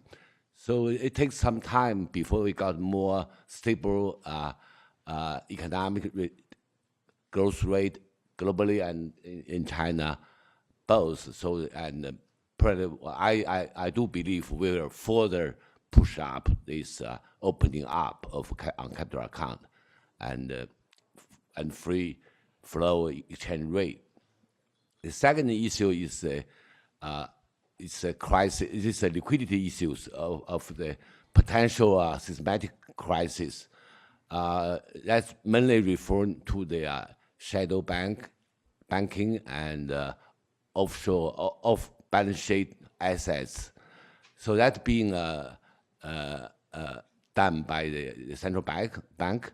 They lay out some new regulations, new standard, try to reduce those potential risks. The third one is the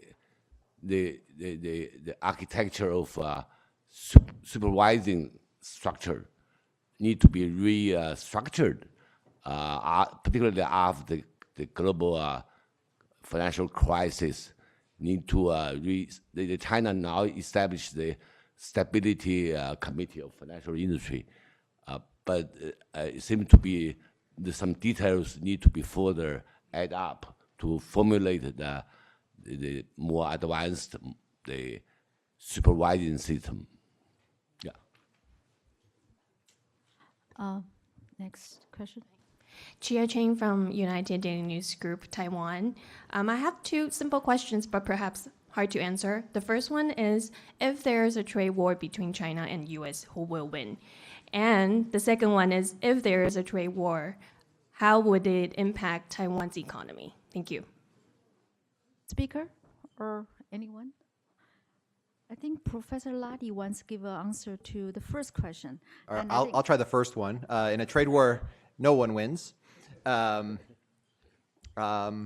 think that's probably the easiest. I mean, sure, there's somebody somewhere in one of the countries that will win, and that's just the nature of income distributional changes. Anytime you change trade policy, there will be winners and losers. But the broad point is, it will be bad for everyone, and it's not the way to handle the problems.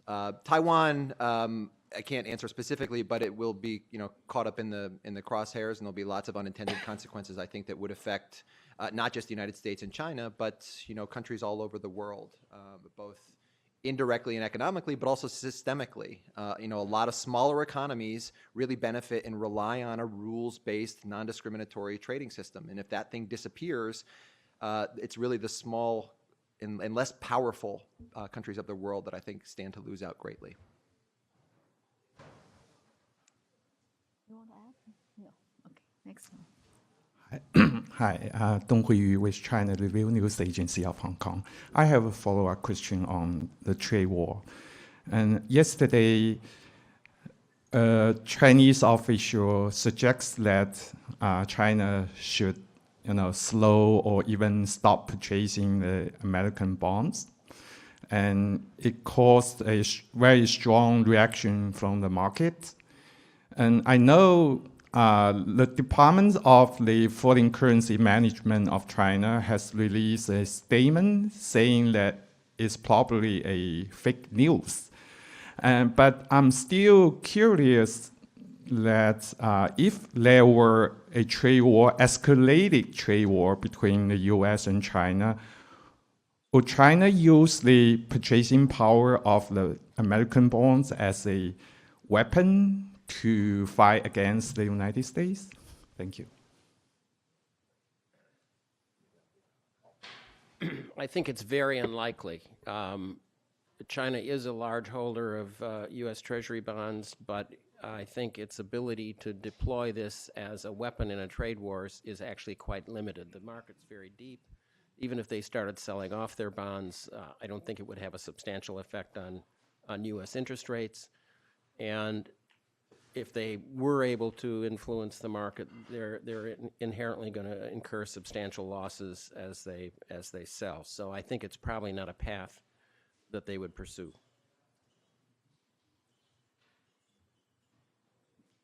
Hi, Martin Chozempa with the Peterson Institute. My question is for Liang Hong and Qin Xiao. We talked a lot about the financial sector a bit today with Nick Lardy's presentation, and it seems in a way like China is one country, two financial systems, where you have one side, which is the, if you'll permit me to abuse that metaphor, one side is, at least on the margin, a very efficient, effective, innovative way of doing finance that we see at companies like Ant Financial and others that are allocating credit to very productive frontier industries and improving innovation that will help improve China's growth. The other side is the banks that are lending to loss-making SOEs. We've seen a huge wave of regulatory reform in the past year, clamping down on financial risks and other moves by the banking regulator. But I'm wondering what your thoughts are on how these regulatory moves and the ones that you think will be coming will affect the distribution of credit and finance between this, say, new, innovative frontier financial sector and the old, slow-moving sector that has been moving money to loss-making SOEs. Maybe I will just take a first cut on that. I think actually you mentioned something very interesting. If we look at Nick's presentation, you kind of get very depressed, right? Credits are going to less efficient, loss-making SOEs. But at the same time, if you, I guess this is a very interesting year because the economy is stabilized, and I think the Prime Minister yesterday just slipped out of last year's growth is 6.9%. And with that, people are also starting to notice the very vibrant new economy companies, BAT, actually BATX now. So how they are financed. And also, I think the broad macro picture is China has a very high savings rate. It's not the US. So often questions posed to us are, who are not getting the financing they needed? And that question, the answer to that question keeps changing over time. So 10 years ago, we could say it's the private sector that is being stuffed out of financing. But now, actually, I'm not sure at all. A lot of people who visit China notice this OFO bicycles, millions of bicycles putting on the street in 6 months' time. I think if you have a good idea, private company, no track record, you get financed, actually, maybe even too much, too quickly. So I think that, again, my conclusion at the time is the very inefficient financial system does not seem to be a binding constraint for growth. And banking sector loans to the non-SOEs, I start to have a little bit more sympathetic view on them, because if you think about one of the things, the Chinese transition, the economy changes so quickly in the last couple of decades. There are losers in it, and most of the losers are heavy industry SOE sector. And in a way, maybe the bank financing was used as a quasi-fiscal kind of redistributional tool. So again, it's not the best way to do that, but if we think about how, again, just think about WTO. 15 years ago when China joined WTO, most predictions will be, or China's industry will collapse, auto industry will collapse, there will be tons of losers. But I think the Chinese somehow get the redistributional angle. You know, it is a win-win. It is a broad win situation. But within the economy, there are a lot of losers and winners, and how you get the redistribution side right. All right. So it's not efficient. But if I really think about it, I think it's more complicated than just say, hey, they're loss-making. And every SOE will tell you, I'm still having, you know, back then when we restructured PetroChina, they have 1 million employees. You know, no oil company in the world has 1 million employees. You know, there are a lot of social responsibility they carried, and they have to gradually, over time, to get rid of that. But that said, I think for China to move forward, they would need to, I think it's really, we think about the soft budget constraints for some SOEs, and particularly today for local governments. That's probably a major source of vulnerability that China needs to address going forward. Okay, I guess I said too much. No, good. Sure. This is Tian Chen from Sina Finance. First of all, thank you for all the presentations, very impressive. I have a question about, not exactly about the trade war, but it's like another similar war in foreign investment field. We know that US government just blocked a deal from Ant Financial in China. They had a deal with MoneyGram, and Trump administration just turned this down for national security reasons. So I was wondering if you have any ideas about if this is a sign of another war starting in the investment field, and this war is like exactly against China. So I'll just say that, yes, that I think that's another very important flashpoint, the concerns about foreign investment between the United States and China. But rather than give you an answer, I'm going to point you to the session this afternoon that features Gary Huffbauer, a Peterson Institute senior fellow, where he's going to be talking exactly about that issue. So my advice is to repeat the question to him when he's sitting up here. Sure. Last question. Brian with Xinhua News Agency. I just a question for Chad again. Your presentation, you mentioned the possible remedy of Section 301 investigation you mentioned the Trump administration could do something unfair to China, but doesn't violate the WTO rules. I'm wondering, could you give us an example? Maybe just mention the last question, the U.S. has introduced a bill to reform the safe fields and target Chinese investments in the U.S. If the U.S. continue to do that, would that violate the WTO rules? Thank you. So I think that's probably the best example of a potential remedy of Section 301 that would be outside of the WTO system. Now, could they design it in a way that addressed concerns over Chinese inbound investment into the United States that did not violate itself WTO rules? I don't know. We'll have to see what they come up with, but I think that's a potential answer to that question. Yes, is something on foreign investment. But let's ask Gary about that this afternoon too. Thank you. I think our time is up. Let's give a round of applause to our distinguished speakers.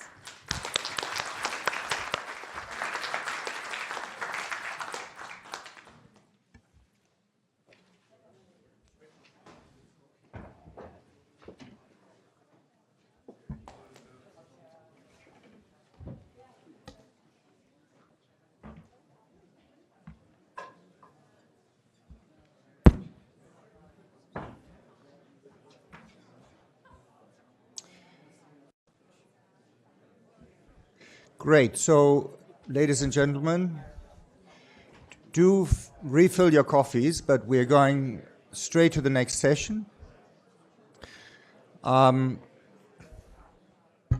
I calm you down a little bit? This is not a coffee break. If you do not calm down, I'm going to ask Adam to come here. Okay. So this was a great session, and we're going straight to the next one, which is going to be on monetary policy and global financial cooperation. And we have 4 great speakers.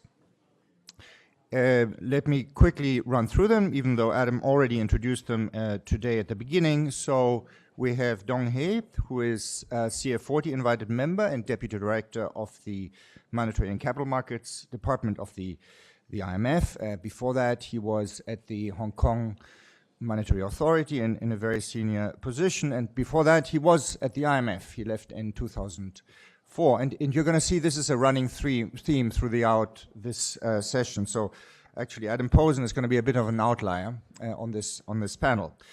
We then have my friend and colleague, Dr. Haizhou Huang, who is a member of CF40 and a member of the Management Committee of CICC. He was also at the IMF until 2005 and left initially to work for Barclays and then for CICC. Third, we have Olivier Jeanne, who is a senior fellow here at the Peterson Institute and a professor of economics at Johns Hopkins University and worked at the IMF until 2008. And last not least, of course, we have Adam Posen, the president of the Peterson Institute.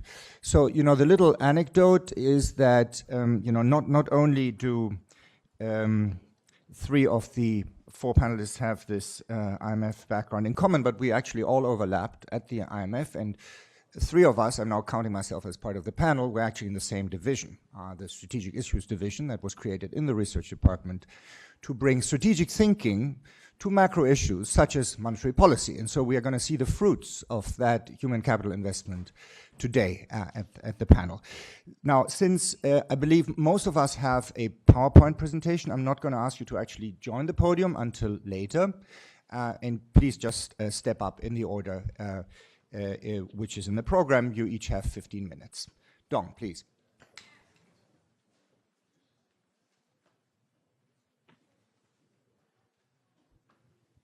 Good morning, everybody. Thank you very much, Jerome, for introducing me.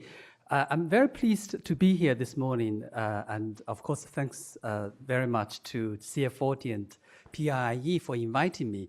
I'm so pleased to see the old friends.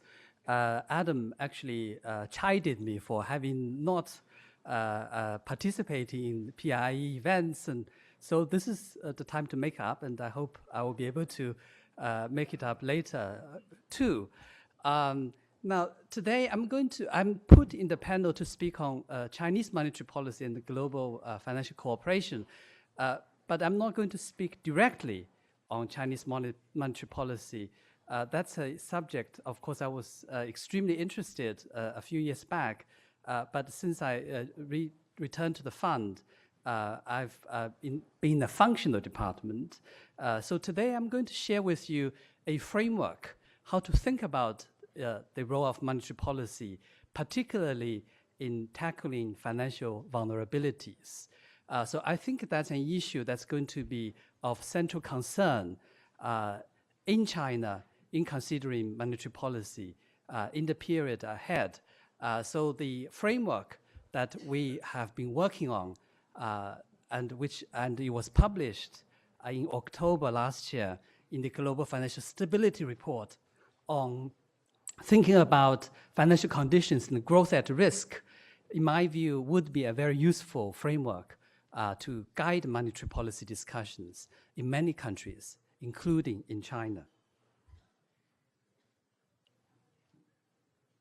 So at the moment, there is a lot of optimism globally about the growth prospect. This is the first time in quite a number of years that most member countries of the IMF are growing. And you can also see that financial markets have been extremely optimistic. It's a condition of extreme low volatility. But underneath that, there are vulnerabilities that one should be probably concerned about. So you can envisage a scenario that this global recovery can be derailed in a couple of years. Why do we have to be worried about that? At the moment, we have continued search for yield. Spreads are very, very compressed, and extreme low volatility in financial markets, and increasing leverage in certain segments of financial markets. You could envisage that in a couple of years' time, this type of financial conditions will be reversed. There will be increased risk aversion. Credit spreads can decompress. Volatility shifts to a higher volatility regime, and the debt service pressures can mount. So this is kind of scenario as policymakers that are worrying, but how do we deal with that? So one way to think about this is a so-called growth at risk framework. So you can think about the growth at risk as value at risk of future GDP as a function of financial conditions. So financial vulnerabilities build up in times of benign conditions or optimistic expectations, particularly when monetary policy is still accommodative. Investors tend to borrow, they build up leverage. They borrow in order to invest in assets that have low volatility and perceived high expected returns. And the growth at risk or value at risk of future GDP would be the condition of GDP, conditional distribution of GDP growth in the future based on the current level of GDP growth and the current financial conditions. So you know, since the global financial crisis, there has been a lot of work trying to understand how financial factors affect economic activity. We know that this has a lot of asymmetric impact on global on economic activity, in the sense that when in boom times, we have some upper constraints or binding constraints on how much you can produce because we have capacity issues, right? So economies tend to have potential growth that it's very hard to break through. But on the downside, we have the so-called collateral constraints or occasionally binding collateral constraints. We have mechanisms such as fire sales of asset prices, of assets. And these can basically have downside impact on economic activity, potentially without any bound. in the sense that the economies can collapse in a situation of very tight financial conditions. So that's how financial crisis basically happen. In that chapter of the Global Financial Stability Report, we analyzed how changes in financial condition affect growth in different time horizons. So in a way, the way to put it is that you can have a term structure of future GDP growth based on financial conditions. So what this chart shows is that, for example, when financial conditions tighten just a few quarters ahead in the early 2008, for example, that predicted a very sharp drop. That is of global GDP. This is basically the 5th percentile. So what we do here is so-called quantile regressions, in the sense that you look at how financial factors affect the GDP growth by different quantiles. So these are highly nonlinear techniques which would allow us to figure out the impact of financial factors on GDP growth by quantile. So what the chart on the right shows is that when financial conditions tighten, it doesn't really affect the median of growth much, or the upper quantiles. You can see the impact on the median, on the 50th percentile median quantile, that's the median, very little. But it does affect the left tail of growth tremendously. So what it means is that when financial conditions tighten, growth will be affected on the downside. So this is the way to think about, suppose financial vulnerabilities are building up in an economy like China. And suppose when global monetary policy is all normalizing, and at some point, because of the weight of the vulnerabilities themselves, you can collapse under the weight of the vulnerabilities, or monetary policy has to tighten because inflation, suppose inflation shock propelled monetary policy makers to tighten, then you can see very large downside risks to GDP growth. So here, basically, policymakers have to weigh the mean of GDP growth against the variance of GDP growth in a couple of years' time. So that's the way, that's the framework we can think about a policy debate like in China. How should we think about the trade-offs between using monetary policy to support demand in the near term and the potential vulnerabilities that can build up in the medium term, and what's the impact on growth in the medium term? So it's a trade-off between the current and the future. So what this, I'm going to skip this chart because it's going to, I think that the policy discussions probably will be easier I mean, it's better to spend a bit more time on this one. So here again, in the China's context, there is a debate how to deal with financial vulnerabilities, or, for example, high credit growth. The previous chart, which I have just skipped, basically shows that when you have leverage building up, and that's, of course, of central concern in China, a lot of attention has been paid on excessive credit growth that might have been happening in a big financial system like in China in the past several years. How to deal with that? Should monetary policy play a role? So here the question is that what is the most effective instrument to use in dealing with such vulnerabilities? And policymakers will have to conduct a cost-benefit analysis in using various instruments.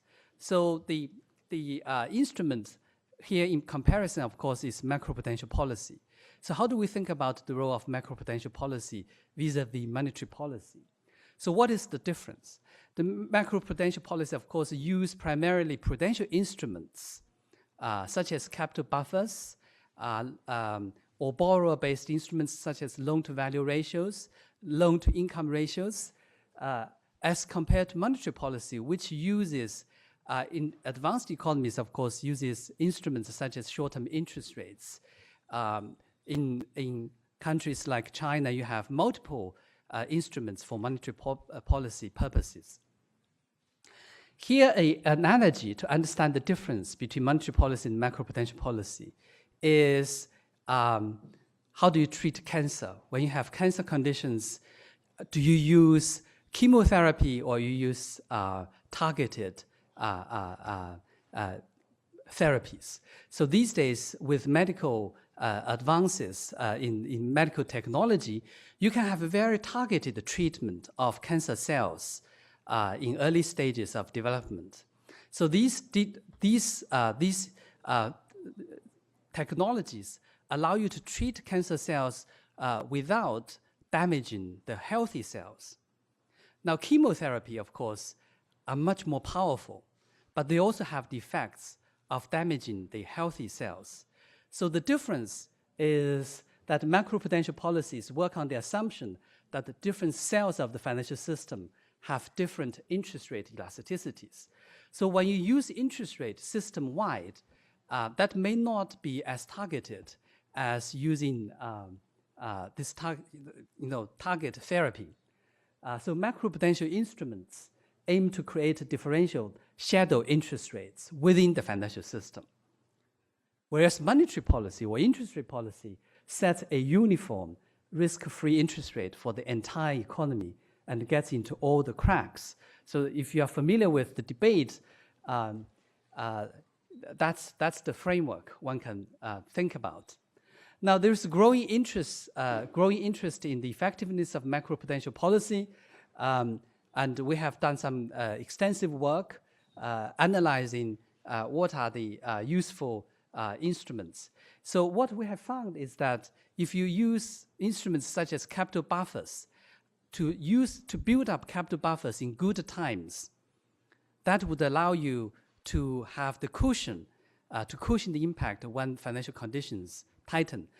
So a major recommendation coming out of the China FSAP that has been recently discussed by the IMF board is that the Chinese banks should build up buffers in good times, and that would allow you to cushion the impact of the shocks.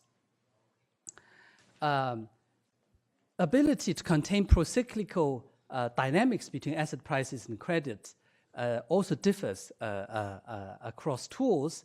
For example, borrower-based tools are more effective at containing excessive credit than capital tools. Of course, countries in East Asia are already very experienced in using macroprudential policy. So here the message is also that other countries can learn from experiences in East Asia. Now, there is a second part of the title of this session is cross-border, is global financial collaboration. And one important topic that's gathering a lot of interest globally is that whether there should be cross-border coordination of macroprudential policies. And here, in the Basel III framework for countercyclical capital buffers, there is a built-in mechanism called countercyclical capital buffer. This is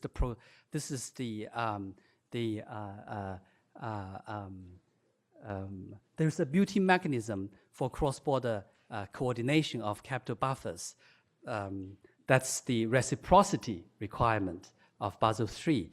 So that's already setting a good example of global collaboration in financial regulation. So I talked about intertemporal trade-offs of policies. What do we mean by that?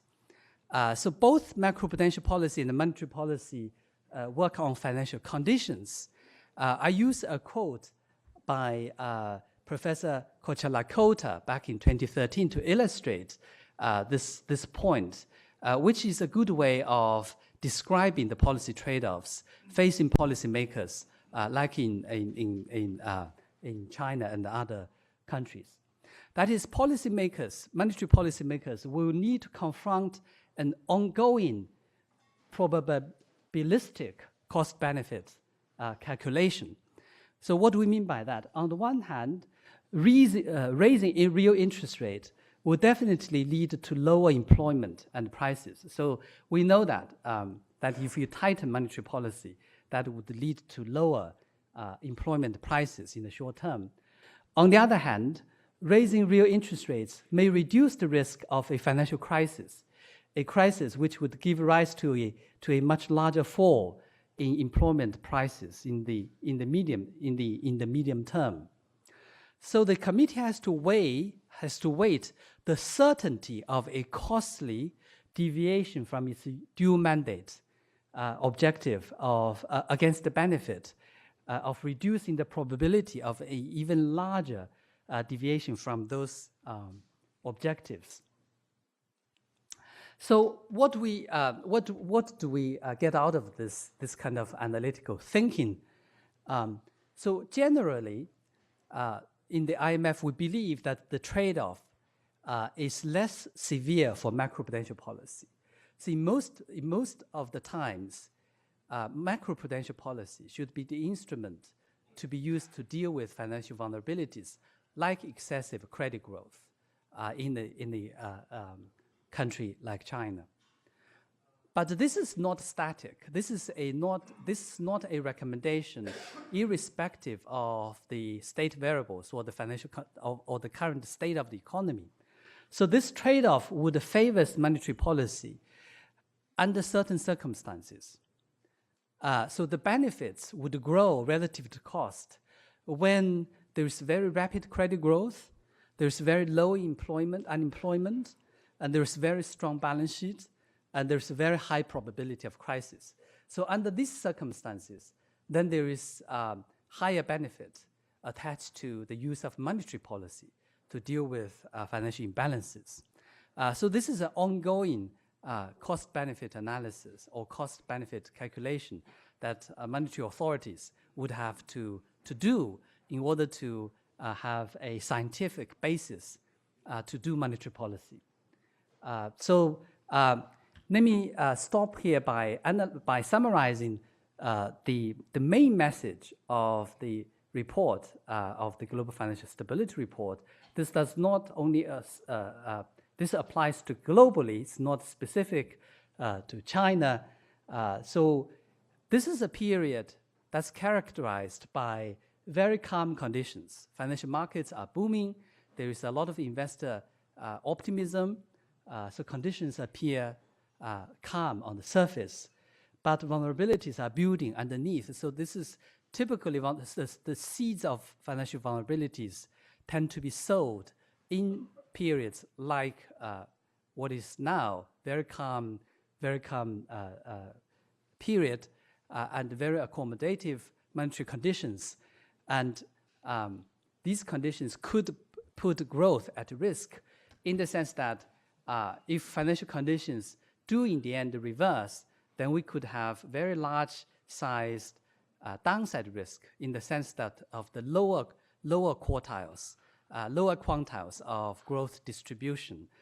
So if you recall the slide I showed earlier, so at the very far side of the lower tail, you could have very large risks, and that's something we hope that this framework can guide the discussions of monetary policy going forward. Thank you very much. Thank you.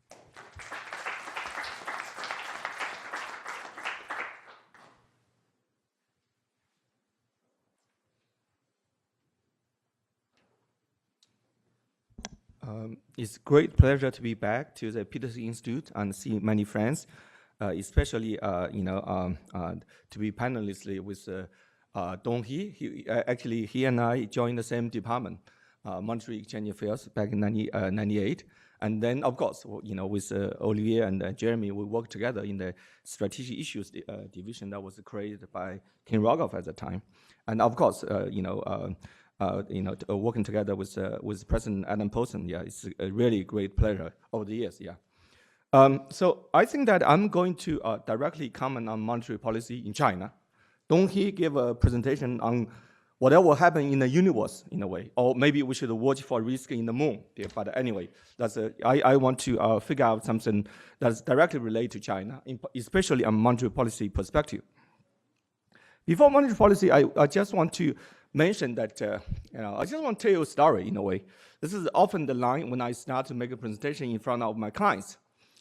Many years ago, let's say years ago, there was a very important bank that lent to many countries. There was an important country, but not so important country was basically that need to borrow money from these banks. Well, that country often receive very low credit rating, but the country never defaulted. So imagine if you are the banker, you have a borrower whose credit rating is terrible, but they never defaulted. You can charge this guy with a high risk premium, and this guy keep borrowing from you. What will be the equilibrium? Equilibrium is very simple. You load up your portfolio, lend specifically, massively to this country. This country is called China. That bank is called World Bank. World Bank basically basically quickly realized that China's borrowing really cost is not justified by the credit rating. So World Bank at some point that loaded 10% of its portfolio to China. I think that on monetary policy, we have the same phenomena even today. But fortunately, we have great institutions like the Peterson and Adam Peterson, and also economists like Lignani, others. So we can probably figure out where there is severe underpricing in terms of the in asset pricing or in terms of collaboration between great central banks. So I want to basically shed some light on China's monetary policy. Okay. Let me start with that chart. This chart, of course, is prepared by our marketing led by Dr. Hong Liang. And actually, this chart is already somewhat outdated in a way. Why? Because China is growing faster than that in a way that. So in a way, this is I prepared this basically that towards by the end of the year, but I realized that over the last weekend, Dr. Liang raised the GDP forecast in China for 2018 to 7%. Okay, so basically that's the new. Don't read the 6.9, but read 7%. Maybe 2019 again somewhere around 7%. And the look at the nominal GDP. I think that nominal GDP will maintain at over 10%. Okay, 10.5%, 10.6%. And look at the CPI and PPI. I think that's for monetary economy, this is very, very important. CPI in China will inch up somewhat, towards 2.5%, 2.6%. That's really, I think that I want to echo one point that Dong He mentioned. That's supportive for the economic recovery and that's conducive for asset prices, right? But there was a lot of worry about the PPI. Say that PPI last year rebounded to over 6%, but probably would collapse into this year. Our house view, led by Dr. Hong Liang, is that probably will stabilize at about 3% somewhere in that region. And then, of course, there are many other numbers. I want to go back to 2015. In the summer of 2015, China's equity market tumbled. Okay, in August of 2015, China moved on the exchange rate reform, and then basically the renminbi exchange rate started to be under enormous pressure, by the market. I think that from the market, I'm working in the market. I think that the beginning Q1 2016 was probably the most dangerous period for emerging market. There was so much worry about China. There was so much worry about the emerging market universe. Remember that in 2015, a number of the emerging market economies, Brazil, Russia, Turkey, all got the exchange rate devalued, and its asset price also had a serious crisis in a way. So the Q1 2016 was the worst I think the period if we looked back. Okay, what happened in Q1 2016? Of course, that China was the host of the G20. Okay, in the Q1 2016. China hosts G20 meetings amongst finance ministers and central banks in Shanghai. I saw Tim Adam was there, and many of you were there. There was rumored that the Federal Reserve and PBOC probably would reach something like a Shanghai Accord. That accord was never, we didn't see any of that record, okay? What happened, of course, that there was closed-door discussion. To me, very effective closed-door discussion. We didn't know what happened. Of course, I'm a market economist. I didn't participate in that. But in a way that since February 2016, things start to calm down and seems to start to stabilize. The Fed did not really hike interest rate as early as the market feared, as aggressively as the market feared. China, of course, push forward for physical stimulus and also some monetary expansion. I think that then basically I think things start to stabilize. Instead of the collapsing of emerging market, maybe China will be part of that. Emerging markets start to stabilize from basically Q2, Q3. In Q3, basically China's PPI started to turn positive. And China suffered before Q3, September 2016, the longest period of PPI recession, okay? But in September, PPI turned positive. Going fast forward into last year, 2017, in April, of course, that China's reserves started to stabilize. And then in June, July, China's exchange rate started to stabilize. At the beginning of last year, I think there was so much worry about China's exchange rate. And I think that virtually most of the investment bank would call renminbi would devalue severely against the dollar, except CICC, of course. So I would suggest you only read CICC's report. Okay, that's the only report probably that would deserve attention. Basically, that instead of renminbi devaluating against the dollar, renminbi last year, remember that appreciated against the dollar by 6.7%. I think that's something we need to notice. Okay, so in a way that I want to mention this, basically want to get 2 points across.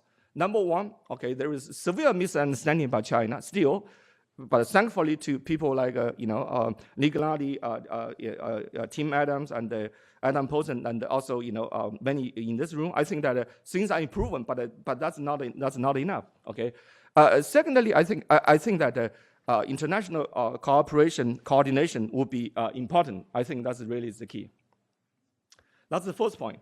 The second point, I want to basically give you a tour about where does China's monetary policy come from, or what are the main issues? What are the main issues? Okay, this is a typical, this is a market economy with China's characters.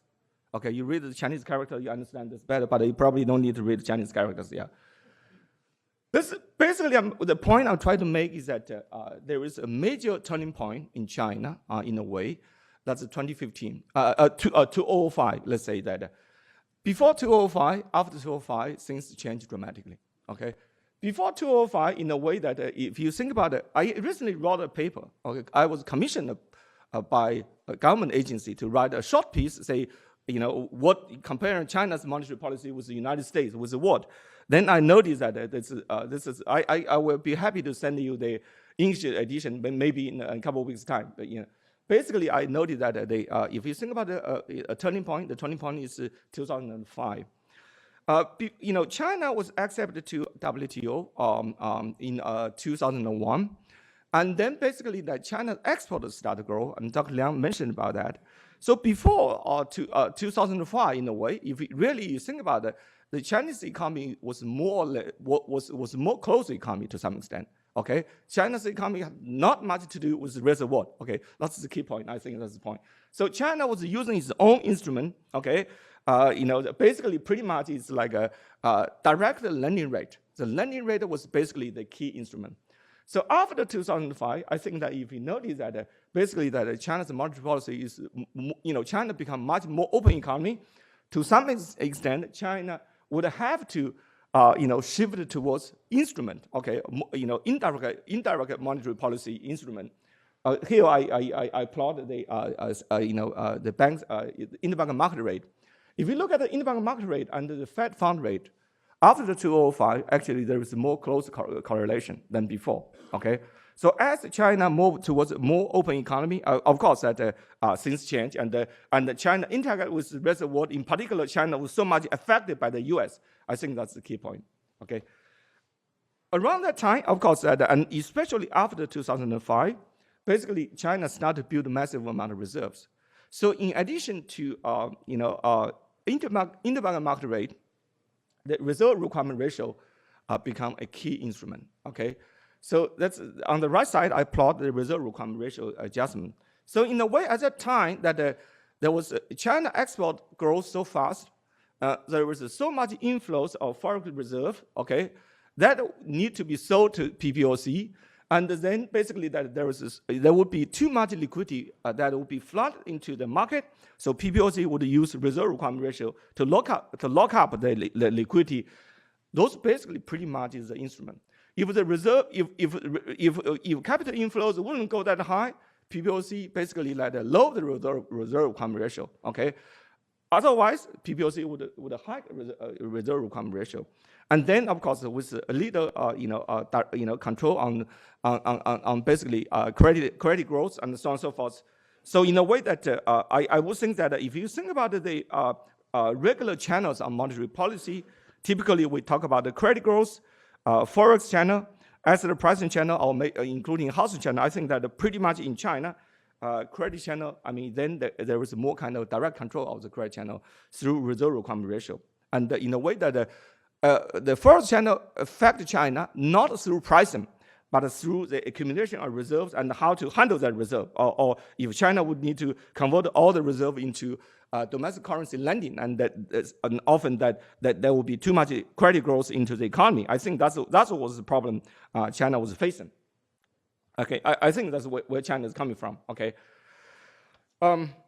Going forward, I think that the situation changed, and especially I think that in the last few years, I mentioned that especially after 2015, the situation changed a lot. Okay, in a way that the pace of reserve increase slowed down, and actually that since August 2015, and China quickly lost $1 trillion reserve in a way. Okay, only until April last year, as I mentioned, that the reserve number started rebound to be over to be back to $3 trillion level. Okay, so in a way that I want to compare U.S. and China. I want to bring out something that we all need to watch for. This is the balance sheet of the Federal Reserve and PBOC. The left hand is PBOC, the right hand is Federal Reserve. I think that that look very familiar to everyone. The Fed, of course, massively expanded its balance sheet after the great global financial crisis, or after 2008. If you look at China, basically, as I mentioned, after 2005, China had to expand its balance sheet more gradually, but more steadily. But why? In a way that if you look at the right part of the figure, in a way that by 2014, especially by 2015, PBOC's balance sheet is stabilized, if anything, come down. In a way that, and then of course the Fed also more or less stopped at the 2015, on its balance sheet, expansion. So in that sense, that if you look at the balance sheet, probably China moved a little earlier, not by choice. Okay, I think that is in a way that because PBOC had to respond to external environment, and after 2015, PBOC shrank its balance sheet. Again, not necessarily by choice, in my view, because they had to respond to the shrinkage of the reserve, and I think that's really the key.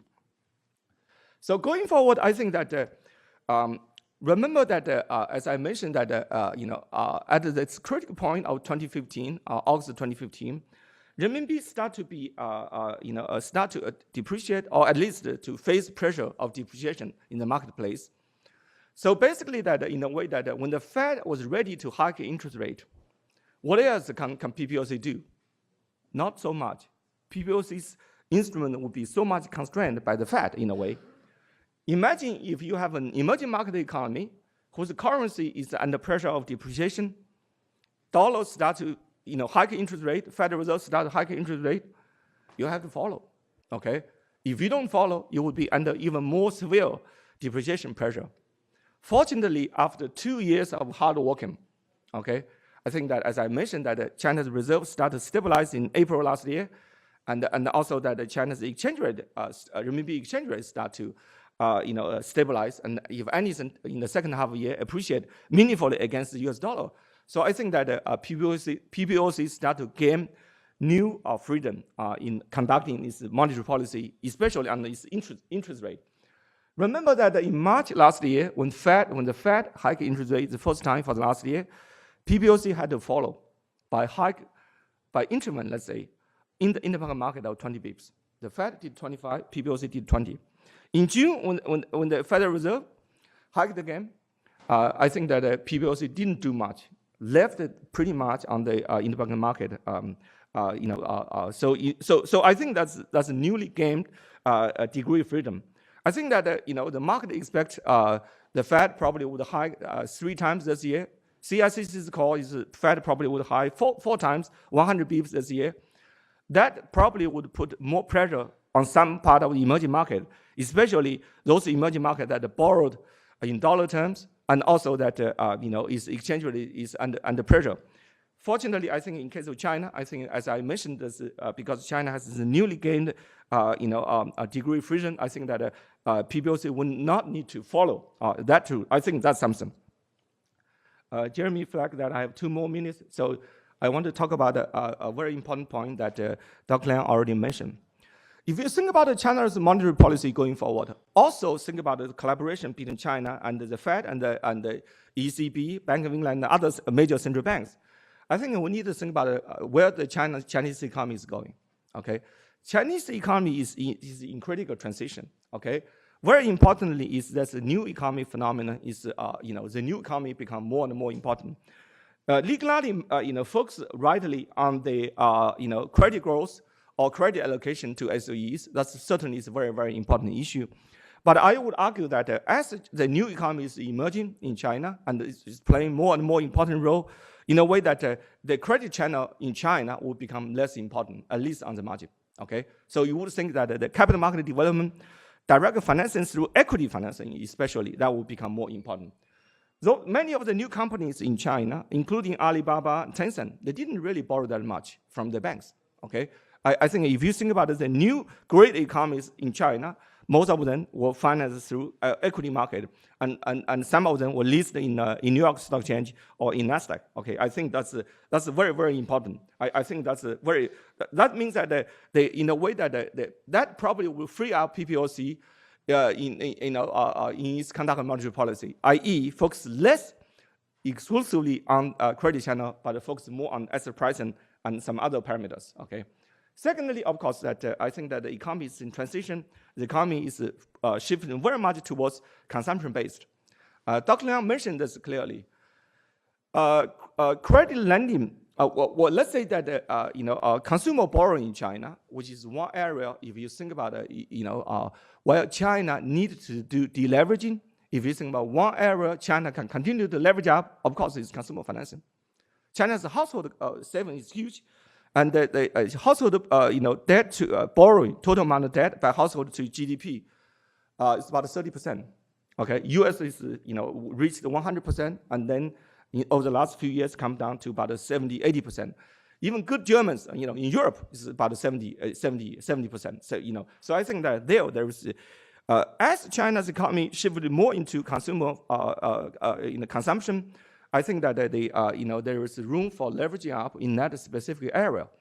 Again, that part is not so much relying on banks' direct lending, especially large state-owned banks lending to large corporations. Those are just just consumers. Okay, that's something we Going forward in terms of collaboration, I think that how can global central banks coordinate to handle this this tapering? That's something we need to watch for. Clearly, I mentioned one example. Okay, or rumored example, I think, but certainly that was helpful from the market perspective. In another important, this is my last chart. I think that I think another room that we need to watch for, of course, is China's saving rate. Okay, China's saving is multiple times that of US and Japan. How could China effectively invest such saving in the rest of the world? Again, required international cooperation. And certainly, I hope that the Peterson Institute can play a central role in that. Thank you so much.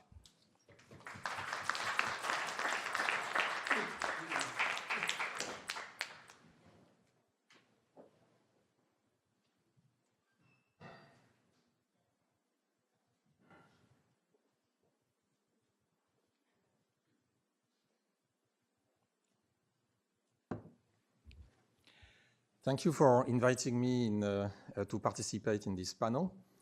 I am an international macroeconomist, and I'm going to talk about good old topics in international macroeconomics, such as exchange rates, exchange rate regimes, and capital flows. So there is a new conventional wisdom for emerging market countries with regard to these topics I've just mentioned, which is that they should move towards what I would call IT plus F, inflation targeting plus floating, with some caveats about capital flow management, as this policy has been discussed recently by the IMF. And although the purpose of this session is not to discuss the Jingshang report, I note in passing that this new conventional wisdom inspires very much the report, which in particular calls for a pretty fast transition towards a clean float for the Chinese currency. And for the sake of the discussion, I'm going to take a contrarian perspective and share with you some doubts and concerns about the applicability of this new conventional wisdom to China. So my first chart is showing you a measure of exchange rate volatility relative to the dollar for the euro in green, China in red, and the Brazilian real in black. And I'll tell you why I chose the Brazilian real. So essentially, it is the year-on-year change in the nominal exchange rate estimated over a one-year rolling window, so a kind of medium-term measure of exchange rate volatility. And you can see, as we know, that the yuan has floated more, but still is not floating very much. But what is maybe more surprising is that the real is floating a lot against the dollar, much more than the euro, even though, for example, in the classification of Reinhardt and Rogoff, the euro is a clean float, and the real is a managed float against the dollar, and Brazil is doing a lot to limit the fluctuations of its currency with the dollar, both by reserve interventions and also by using precisely these capital flow management measures in 2009-14, applying taxes on capital inflows when the real was appreciating. So when we say, the question I would like to ask is, when we say that the yuan is going to float more, what do we mean exactly? Is it going to float more like the euro or float more like the real? Could be the euro if you think of the size of the Chinese economy. Maybe the real is a good benchmark if you think of the level of GDP per capita in China. Or is it going to float in its own unique way? So how much volatility should we expect to see in a clean yuan float? And I'm going to argue that we should see a lot of volatility, and probably too much for China and too much for the rest of the world. And so I'll call for maybe more thinking about exchange rate and capital flow management in China. I'm going to emphasize on the theoretical side a textbook argument which has to do with the trend versus the cycle, and the fact that for a country like China, we should expect to see much more trend growth shocks than cycle shocks, and this is important. Now, one could think of additional arguments in terms of risk aversion, global financial cycle, speculation, behavioral finance, volatility coming from Wall Street as opposed to coming from China, and they would reinforce my arguments, but I'm going to stay pretty close to old-style textbook views of exchange rates. So trend versus cycle. We can think of shocks, an economy being hit by shocks around a trend, so that's a real business cycle view of the economy, or we can think of shocks to the future trend growth rate. And there is a lot of evidence that for emerging market economies, trend growth, shocks to trend growth are more important. And this is very natural. since advanced economies are at the frontier, so they have these small shocks around the frontier, with maybe some exceptions you could think of Japan, but less developed economies or emerging market economies are far away from the frontier, and so there is a lot of uncertainty about the pace, about whether they will catch up and the pace at which they will catch up. And so this is uncertainty about what the trend growth rate is going to be in the 10 or 20, the next 10 or 20 years. Now, just an illustration of the nature of the uncertainty for China, Brazil, and the euro area. Here I'm showing you the forecast, the dispersion of the WIO forecast for growth 5 years ahead, which I take to be the IMF estimate for trend growth, long-term growth. I look at the difference between this long-term growth forecast for each country or region and the US. And the point of this figure is to show you that the euro area, for example, on average, has been predicted by the IMF to grow at 1% less than the US on average. Brazil, maybe 2% more. China, about 5 or 6% more. But the important point is the dispersion. There is very little uncertainty in the IMF forecast for the euro area, more for Brazil, and even more for China. So if we think that countries are going to be affected by this uncertainty about long-term growth forecast, this uncertainty is certainly larger in the IMF forecast for China than for Brazil, and obviously for advanced economies. So now, what's the theoretical argument? Well, assume capital mobility. So capital is free to flow between countries. And assume that we take a country, say China, and we think that the trend growth rate is going to be larger by 1 or 2% for the next 10 or 20 years. First consequence, we expect the real exchange rate to be appreciated in 10 or 20 years because of Balassa-Samuelson. So we have this expected real appreciation of the currency.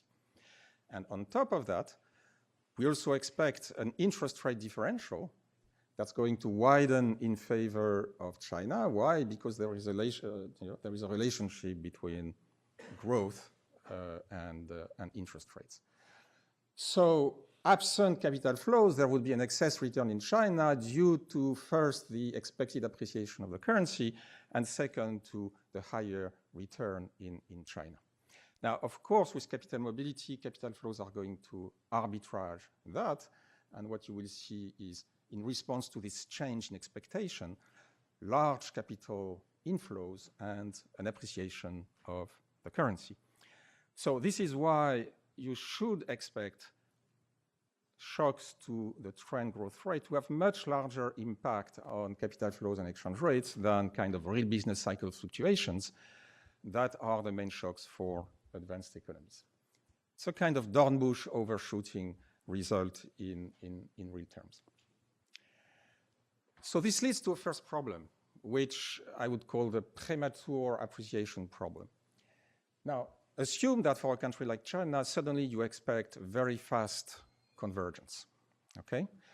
By the argument I just gave you, what's going to happen is that you will have capital inflows and the currency will appreciate, premature appreciation.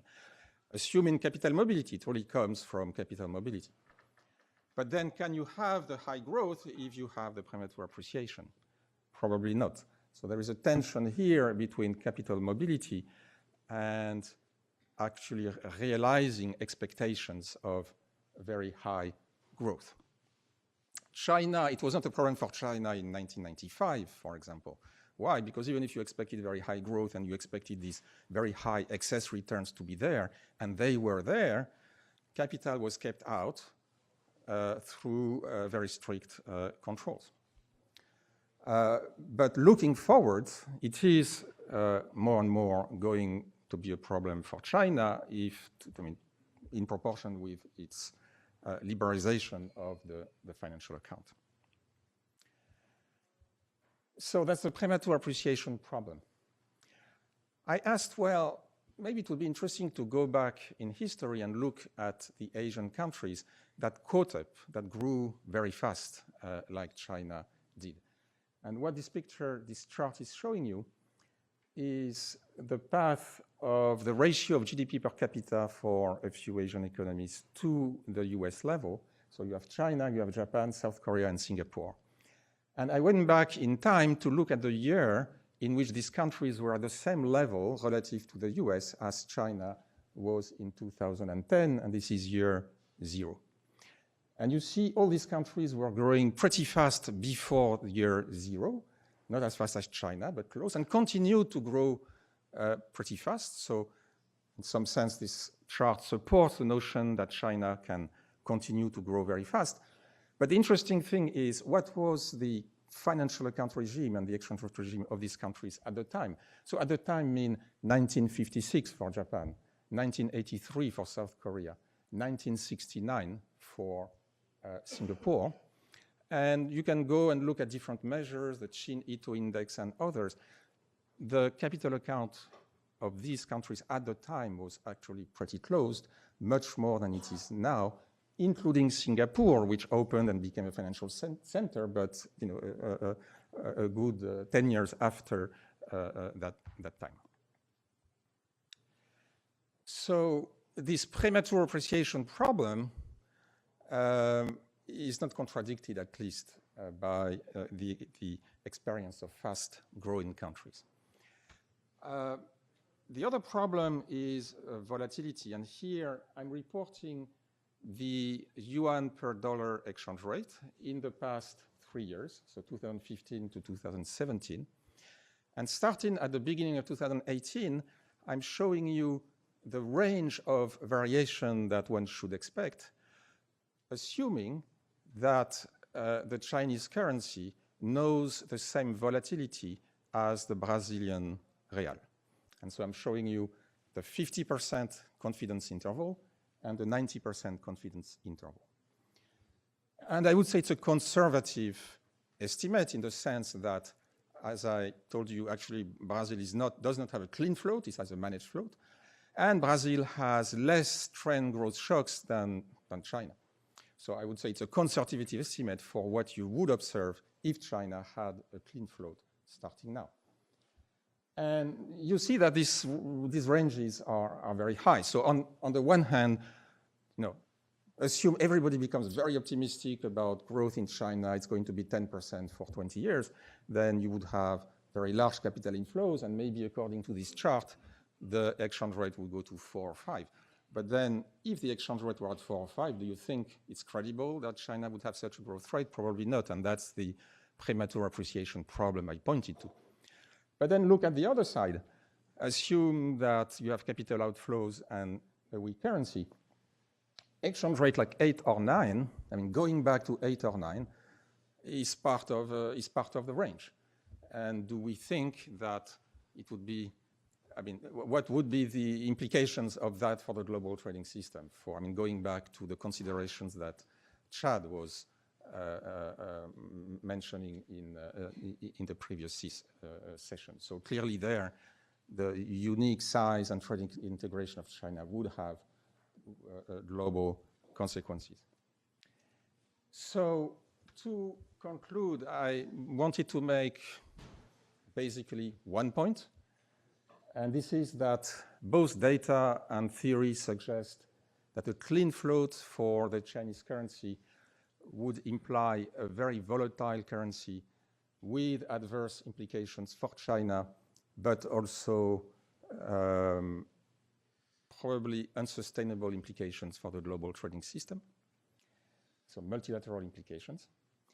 I feel much more confident in saying that there is a problem there that maybe should be receive more thought than in making policy prescriptions, because I don't think there is any easy solution to that. I mean, one can talk about exchange rate management, capital flow management, but these are policy responses which generate their own problems.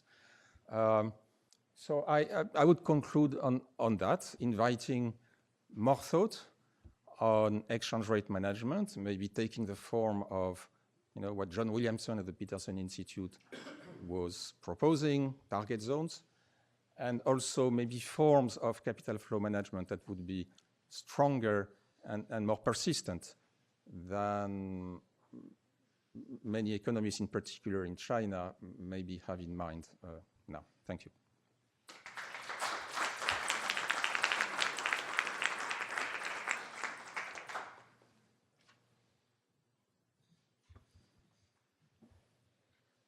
I would like to thank the IMF strategy class of 1998 for allowing me to join their reunion.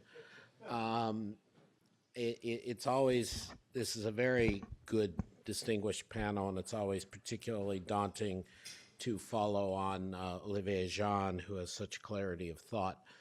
So what I'm going to talk about today is taking very literally the global financial cooperation aspect of this and essentially expand with a little fervor on some of the things that Donghae and Olivier Jean put on, and even one of the issues Haizhao Huang put on. It seems to me, if we look at the evidence presented by the three previous speakers, and they do represent a lot of work they and their co-authors and others have done, that we are coming back to some very clear truths. I would not support target zones, but I do think it is important to recognize that over time, the old arguments made by John Williamson and many, many others against very large speculative financial flows globally are, if anything, clearer with stronger force now than they ever were. That if we look at some of the work done by Donghae and his colleagues in their massive efforts to look cross-country on macroprudential policies, we see a great deal of evidence that capital inflows, particularly into real estate markets, are very destabilizing and have very little benefit. At AEA this past weekend, I was on a panel on globalization where one of the papers presented was by Prakash Langani, who's in the audience, Davide, I'm sorry, I forget his last name, and Jonathan Austri, in which they were summarizing some IMF work on the benefits, cost benefits of financial globalization defined in various standard ways. And again, it looked as though financial globalization led to destabilization in various forms. And it's a much more intuitively appealing argument to make than the BIS argument that credit growth, irrespective of what the credit growth goes to or whatever form it takes, must be bad. It's a lot more sensible to suggest that a very distorting flow that can be quite large relative to the size of your economy, that has little to do with the domestic attributes of your economy, can be quite distorting. And if we want, I see Joe Gagnon nodding in the audience, we can go back to savings glut type arguments as well. So that either will to people sound banal or horribly shocking. The point I want to make is, again, taking seriously this notion of cooperation, is that we are at a particularly good moment to begin cooperation rather than a particularly bad one. The first and most obvious reason for this is we are in the midst of the most balanced global recovery, arguably in decades. As people have pointed out, you look at the list, what is it, the IMF has 192 members? I think it's 186 of the 192 members in the current WEO forecast are expanding. In the G20, it's even more balanced. Even Brazil's getting a dead cat bounce at this point. This is to the degree that capital flows are driven by movements in interest rate differentials or growth differentials. This is an occasion, a window we have in which global imbalances are not building up. A second reason why this is a particularly apt moment is China-specific. As Joe Gagnon and Fred Bergston, and before that, Nicholas Lardy and Morris Goldstein, and in encouraging ways over the years, kept pointing out, Chinese currency manipulation in the early 2000s and mid-2000s was a major effect on the world economy, on the US economy was a problem. And just as Japan before it, China figured out that it wasn't in its interests to keep doing that. And what is fascinating about some of the charts that Olivier just put up is that China has managed in recent years to maintain a similar level of stability in its currency without the extreme, extraordinary, one-sided intervention that they had been engaged in a decade ago. Now, partly this is just changing macroeconomic circumstances, but this is partly because they rightly changed the focus of their policy from being a question of the level of the exchange rate vis-a-vis the dollar and being instead a policy of closing the capital account after having suffered from a premature liberalization. It started in the summer of 2015.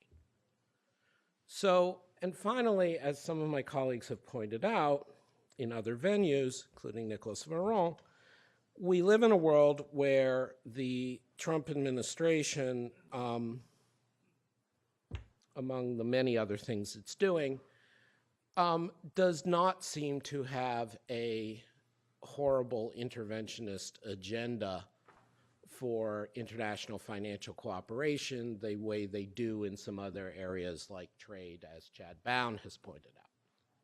And in fact, if we look at the new leadership of the FOMC, these are professionals who have, in the form of chair to be Jay Powell and vice chair either currently or to be, I can't keep track, Randy Quarles.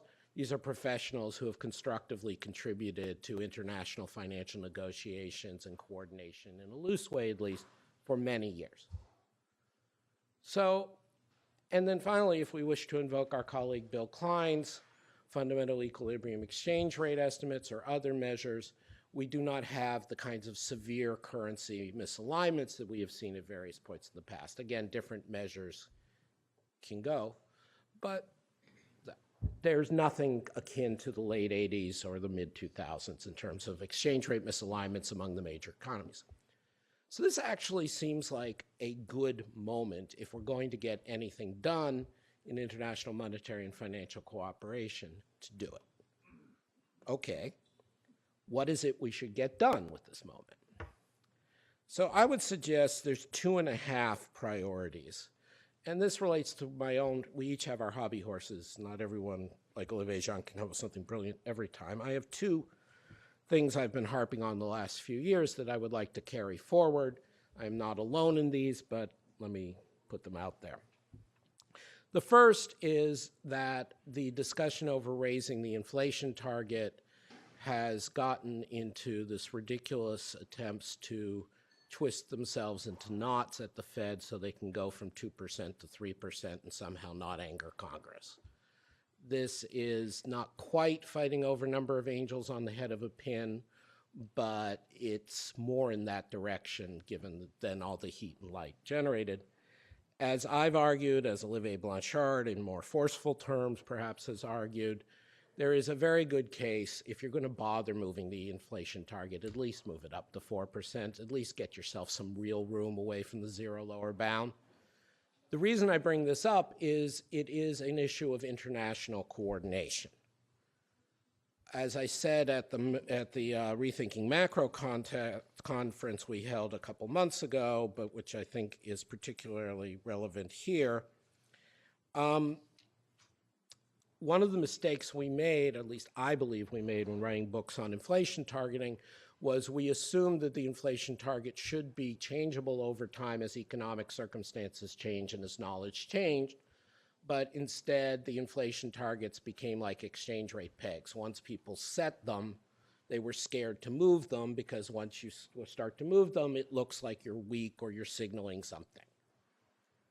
And then in addition, we made things even worse because we essentially decided in a strict application of the mindset of Sargent, Wallace, Lucas et al., that inflation truly is a purely monetary phenomenon, and so you want as low an inflation rate as possible, irrespective of country, and therefore the 2% target should apply across all countries, and that, of course, has the international dynamic of making it even more difficult to deviate from the perceived norm and change your inflation target, even if you have a country that, for whatever reason, including some of the reasons that were spoken about in the first panel, as well as the Balassa-Samuelson effect noted by Olivier in this moment, you might have reason to have a different inflation target.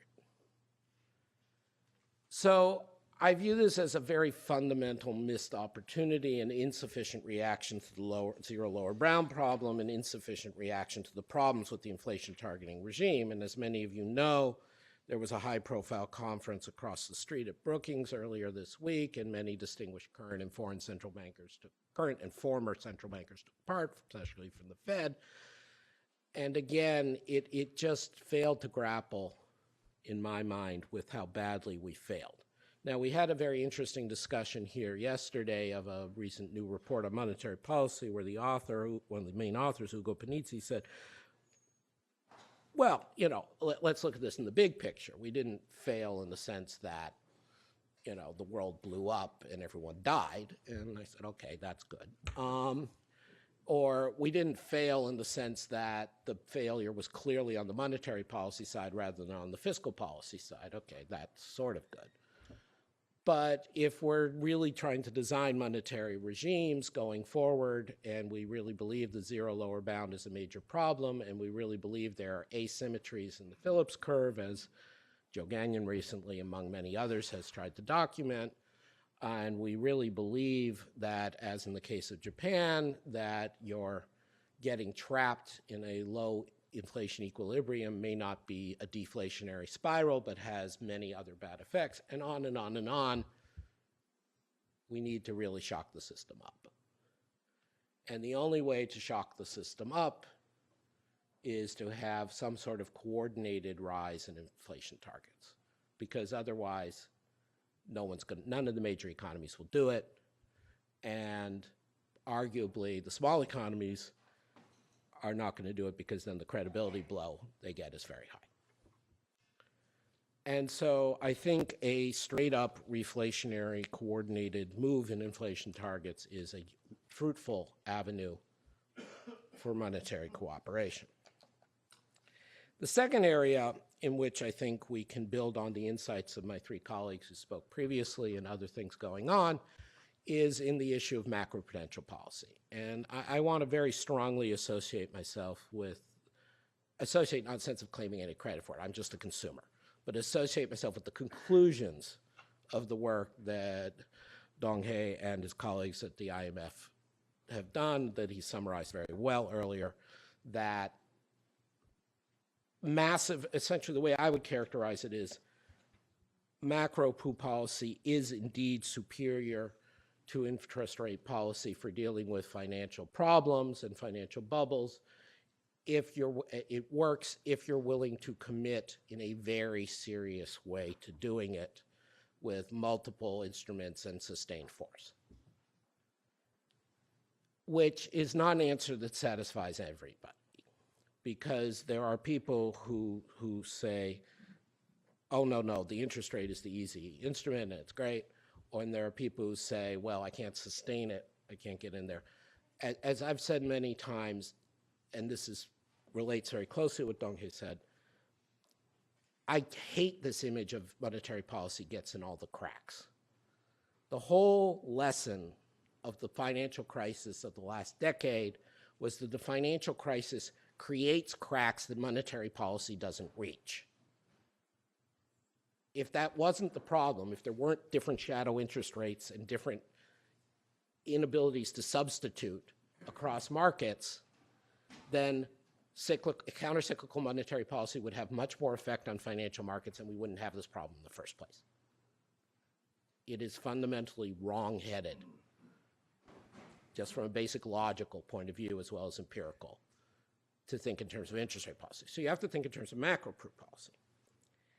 And as I've argued, and available outside is a paper which I gave a little while ago, which is still relevant because nobody's implemented my proposal yet, which is to shift to rules-based macroprudential policy. What do I mean by that?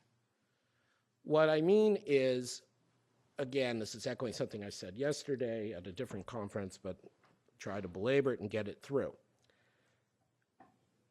God knows how many trees were killed for papers through the years arguing that there's this huge rules discretion trade-off in monetary policy, and in complete defiance of most empirical work, there was, and anybody who lived inside or worked inside a central bank, there was this agreement that the real problem with monetary policy is we need rules. And of course, John Taylor is famously associated with this, not just for his own rule, but various other notable economists are associated with this view. And we have seen time and again that if you follow a rule on monetary policy, you end up causing real economy volatility that you do not want to have and that you can't avoid. That is the lesson of the 19th century. That is the lesson of the bad response to the 30s. That is the lesson now. And similarly, the supposed costs of running a discretionary policy are supposed to be high and volatile inflation. And of course, that is not what we've seen. And that is not what we have seen for arguably a couple decades. Now, people will tell you that, oh, well, that's because there's inflation targeting and there's commitment. Well, not to put too fine a point on this, but when I was one of the first people writing about inflation targeting and saying it was a form of disciplined discretion 20 years ago, 25 years ago, I was under attack by, I don't mean personally, but my argument was under attack by people like Robert Barrow, who said, oh, this is namby-pamby, this isn't going to do anything, this is too discretionary, why are you doing this? And so clearly, the rules versus discretion debate in monetary policy is in favor of discretion. However, when you look at macroprudential policy, I think arguably one should come to the exact opposite conclusion. No matter how well-intended bank supervisors are, no matter how well-intended and information-intensive the new regime may be, no matter what legacy Dan Tarullo has perhaps and Nellie Lang have left us, the fact remains the incentives for any given bank supervisor or regulator at any given time to engage in forbearance rather than to shut down a bank that has problems on their watch are extraordinary. They are much higher than the incentives for a central bank to provide surprise inflation. And these are recurring incentives that have been documented across an incredible range of financial and supervisory systems across countries over time. They are a recurring problem. And we have seen even very well-intentioned macroprudential policymakers, when left with discretion, make mistakes.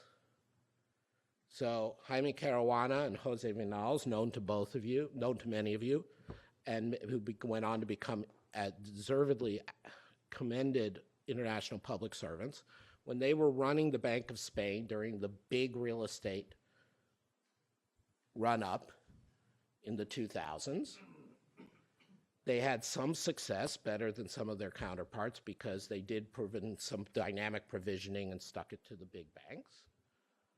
But in the end, as has been documented, for a variety of political economy reasons, they either were unable or are not allowed or unwilling to provide the same discipline on the rest of the banking system, and they were unable and unwilling to maintain the same level of discipline over time throughout the long run-up. I'm not picking on them. I'm trying to make concrete what I'm talking about. So this is where I differ a little bit from Dong Hae. It's very fine to say in some optimal, forward-looking, what do you call it, value at risk, GNP, growth at risk. A lovely phrase. Growth at risk framework, you can try to create some kind of optimal trade-off of at what point it's worth going all out on macro-proof versus monetary policy. But that's never going to be relevant, or it might be relevant as a benchmark. And we've seen this now in China as well. That it remains, no matter how strong the leadership from the People's Bank, no matter how many speeches President Xi gives about financial stability, as Nick Lardy has documented, you need a rule. And so that's where the other place where I think we can have cooperation, which is instead of the regime that the FSB has promoted, which of course understandably gets into capital requirements, and as Bill Klein and Morris Goldstein and others in this building and Simon Johnson have gone back and forth about, is it 8%, is it 12%, is it 20%, is it? The issue isn't the quantity of capital. The issue is how credible is the commitment of the regulators and supervisors to act when there is insufficient capital or when there is risk going forward. I could bring up here Nicolas Véron to talk about that in a European context. And so going back in my last remark, what does this mean in terms of a practical cooperative proposal? It would be in two parts. First, that we do, perhaps China can show the leadership on this, that we do a massive change to the ability to engage in real estate transactions across borders. Real estate investment is the most destructive in terms of potential damage to the economy. Almost every bad bubble involves real estate. Almost every bubble that doesn't involve real estate doesn't do very much harm. Olivier Jean, several years ago now, wrote about putting a tax on real estate transactions. I spoke about this when I was at the Bank of England starting in 2009. At an international level, we could see this have an important effect. We think about the huge capital flows out of China into not only Hong Kong, but Vancouver and London. This is not the most constructive use of Chinese savings. This is not stabilizing for the economies it moves into. This, in the context of many of the things Haizhou Huang was talking about, is a composition. China gets involved very deeply into the composition of the capital outflows and inflows that it allows. Why not do this? And why not encourage other countries to come along? The second aspect about doing rules versus discretion in macroprudential policy in an international framework would be to situate, whether it's at the IMF or the FSB or some sort of G20 organization, I don't really care, some kind of much more aggressive surveillance. Now, macroeconomic surveillance gets its stick. This is in part because we can't really force people to change macro policies. They're too important. The FSAPs in the forms of financial supervision, financial stability assessment programs that the IMF and others have put in, however, can often provoke a response because they can have a direct market effect. It's credible that you can draw attention to a problem. Now, of course, the problem, as we all knew about starting 20 years ago, with the Asian financial crisis, is nobody wants to declare an instability before it happens because you don't want to be blamed for the crisis causing the crisis. This is, of course, just another illustration of why you need to make it a rules-based system with great automaticity and get it out of the hands of even well-intentioned technocrats. And there should be ways to do that. Anyway, it's my attempt to provoke discussion. Thank you very much for your attention.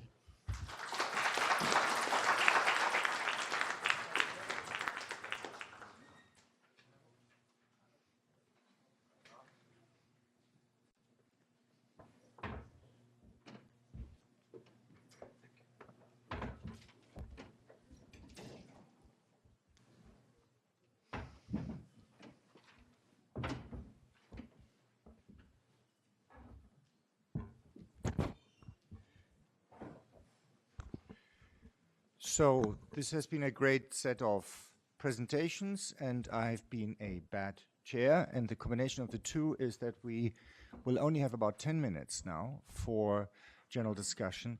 Now, before I invite questions, I just wanted to give Dong and Haijiu a quick chance to react to anything that Olivier or Adam or both said.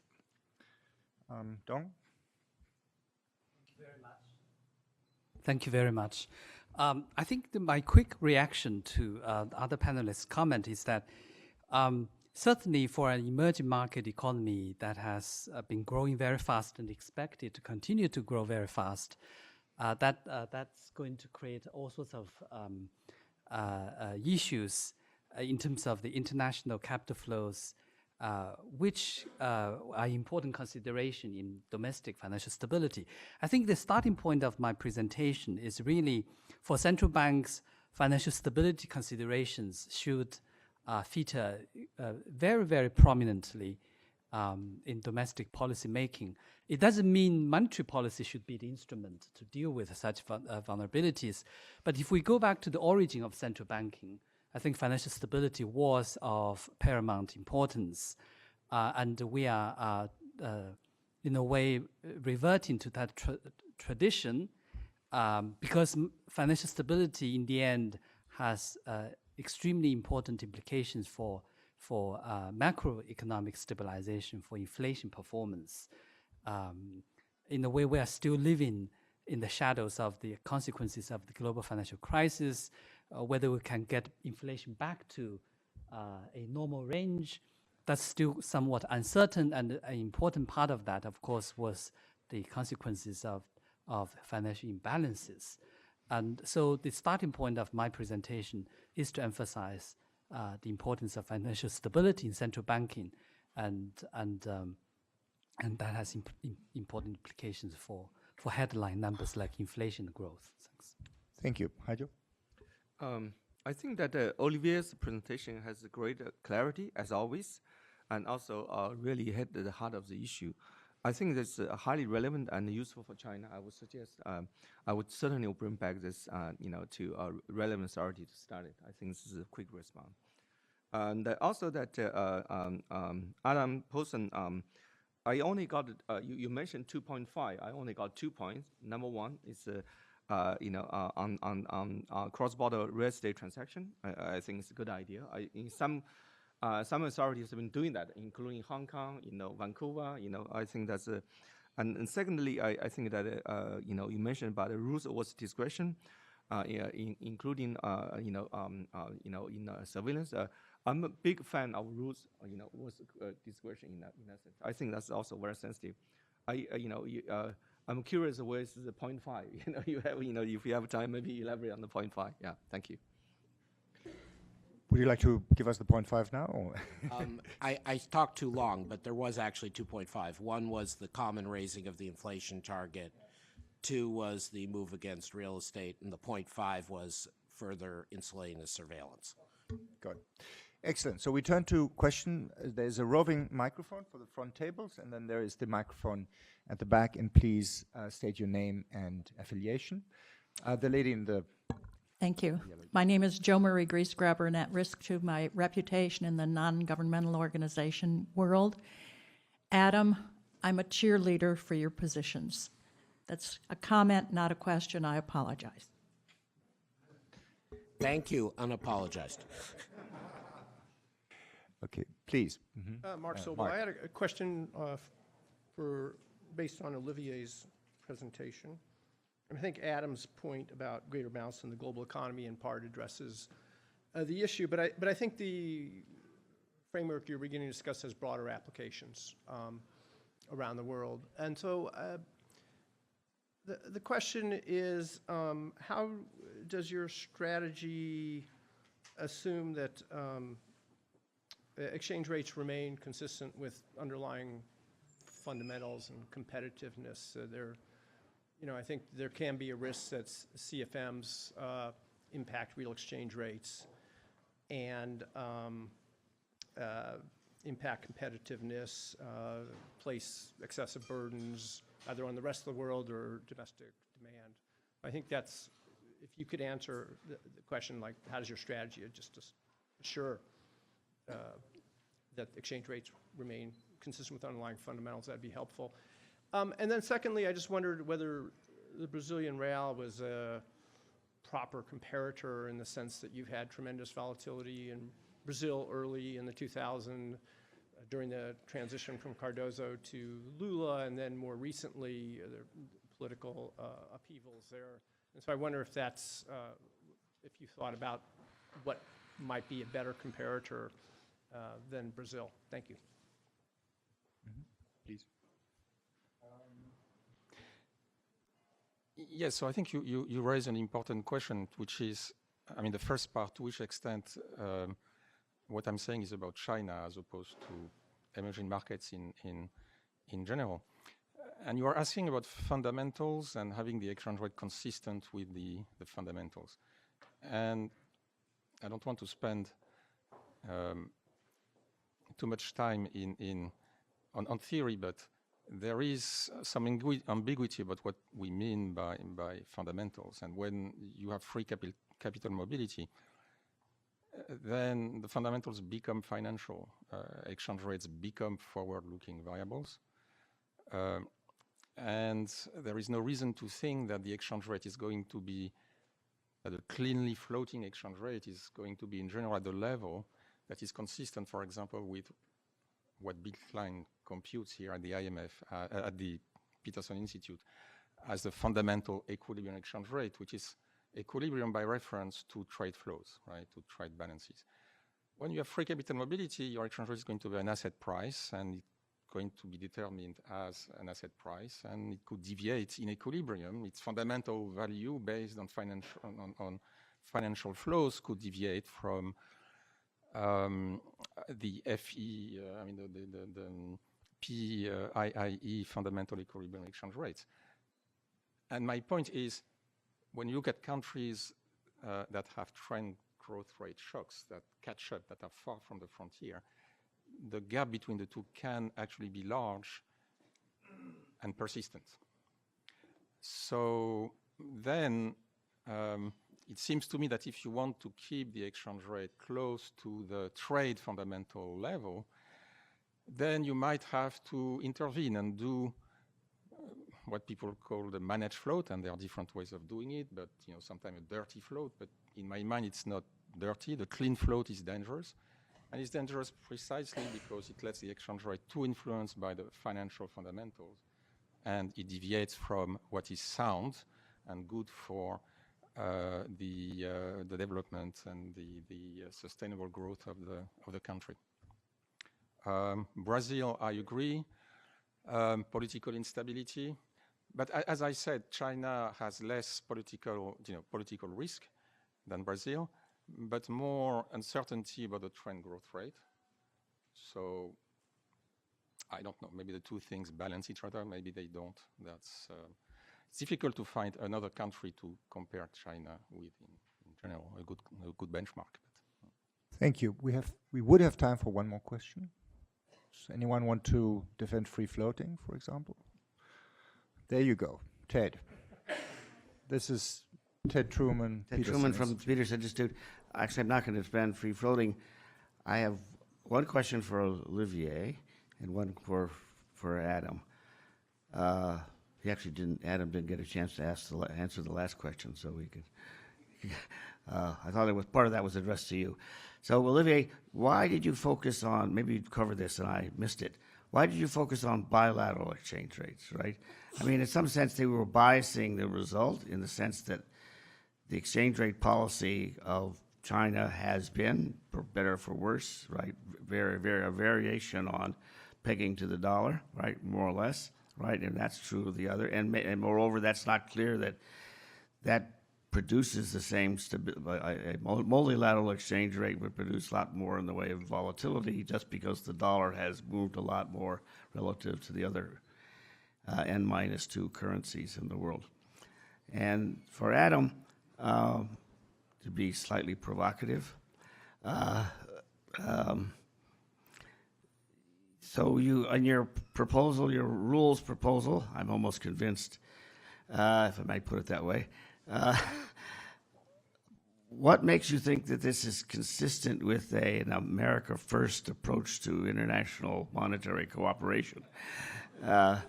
Or maybe what you're saying is the other countries should do it and then drag us along later.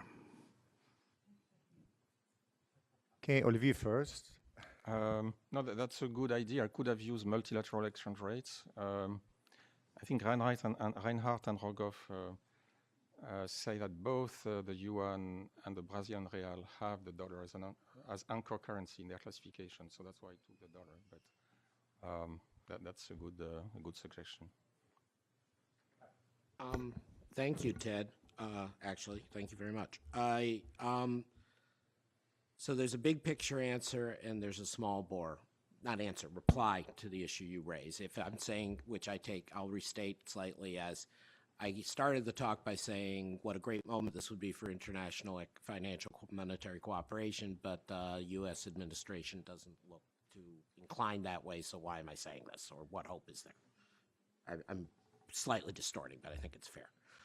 So the broad point is picking up on what you said, which is I think there's a lot of room for the rest of the world to go along and do essentially things in national self-interest. And, you know, there is again, I defer to Olivier and Haijo and others on this, but, you know, it seems to me like there would be a tipping point in the game. If everybody else, if EU and UK and Japan and China all decided they were raising their inflation target to 4%, and the US didn't, that would have some very interesting capital flow developments for the US that probably the Trump administration would not like. So there would be a sort of self-enforcing aspect to this. I mean, that's a little cutesy because obviously, as Jeremy and everybody in this room knows, it's not like the ECB is about to jump. Mario Draghi and I had a bit of an exchange on this 2 months ago. You know, they might be desirable, but you need somebody else to help you do it. I think the more practical, sort of just short down and dirty in the weeds thing is the Federal Reserve is still independent. As some of people have observed, and maybe you or Mark Sobel has a different interpretation, but the international financial cooperation processes and institutions and players have been less directly intruded upon by the Trump administration than they've at least threatened to do in some other areas like traditional trade. There is still the technocratic aspect which you represent of central banks to come together on these things. And finally, in a sense, it's calling a bit, the real estate proposal in particular is calling a bit the Trump administration's bluff. So one thing we didn't talk about in either session this morning is the very real tensions between China and the U.S. about issues of foreign direct investment, and particularly Chinese investment in the U.S. We have many colleagues who've written on this and worry about this. At previous CF40 PIIE events, we've talked about this as a major issue with the AT&T Huawei mess and the overruling of the Alibaba acquisition recently. This is coming again to the fore.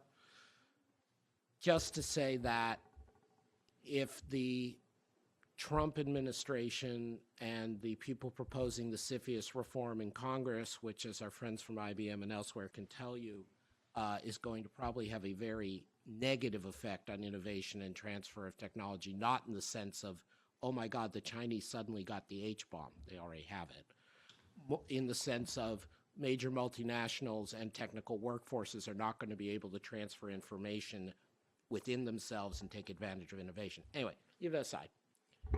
If we've got a world in which people in Congress and the Trump administration want to throw up barriers to foreign direct investment in various capital flows, then let's at least use that in one constructive direction, which would be to throw up the right kinds of capital flow management barriers, at least in the area of real estate.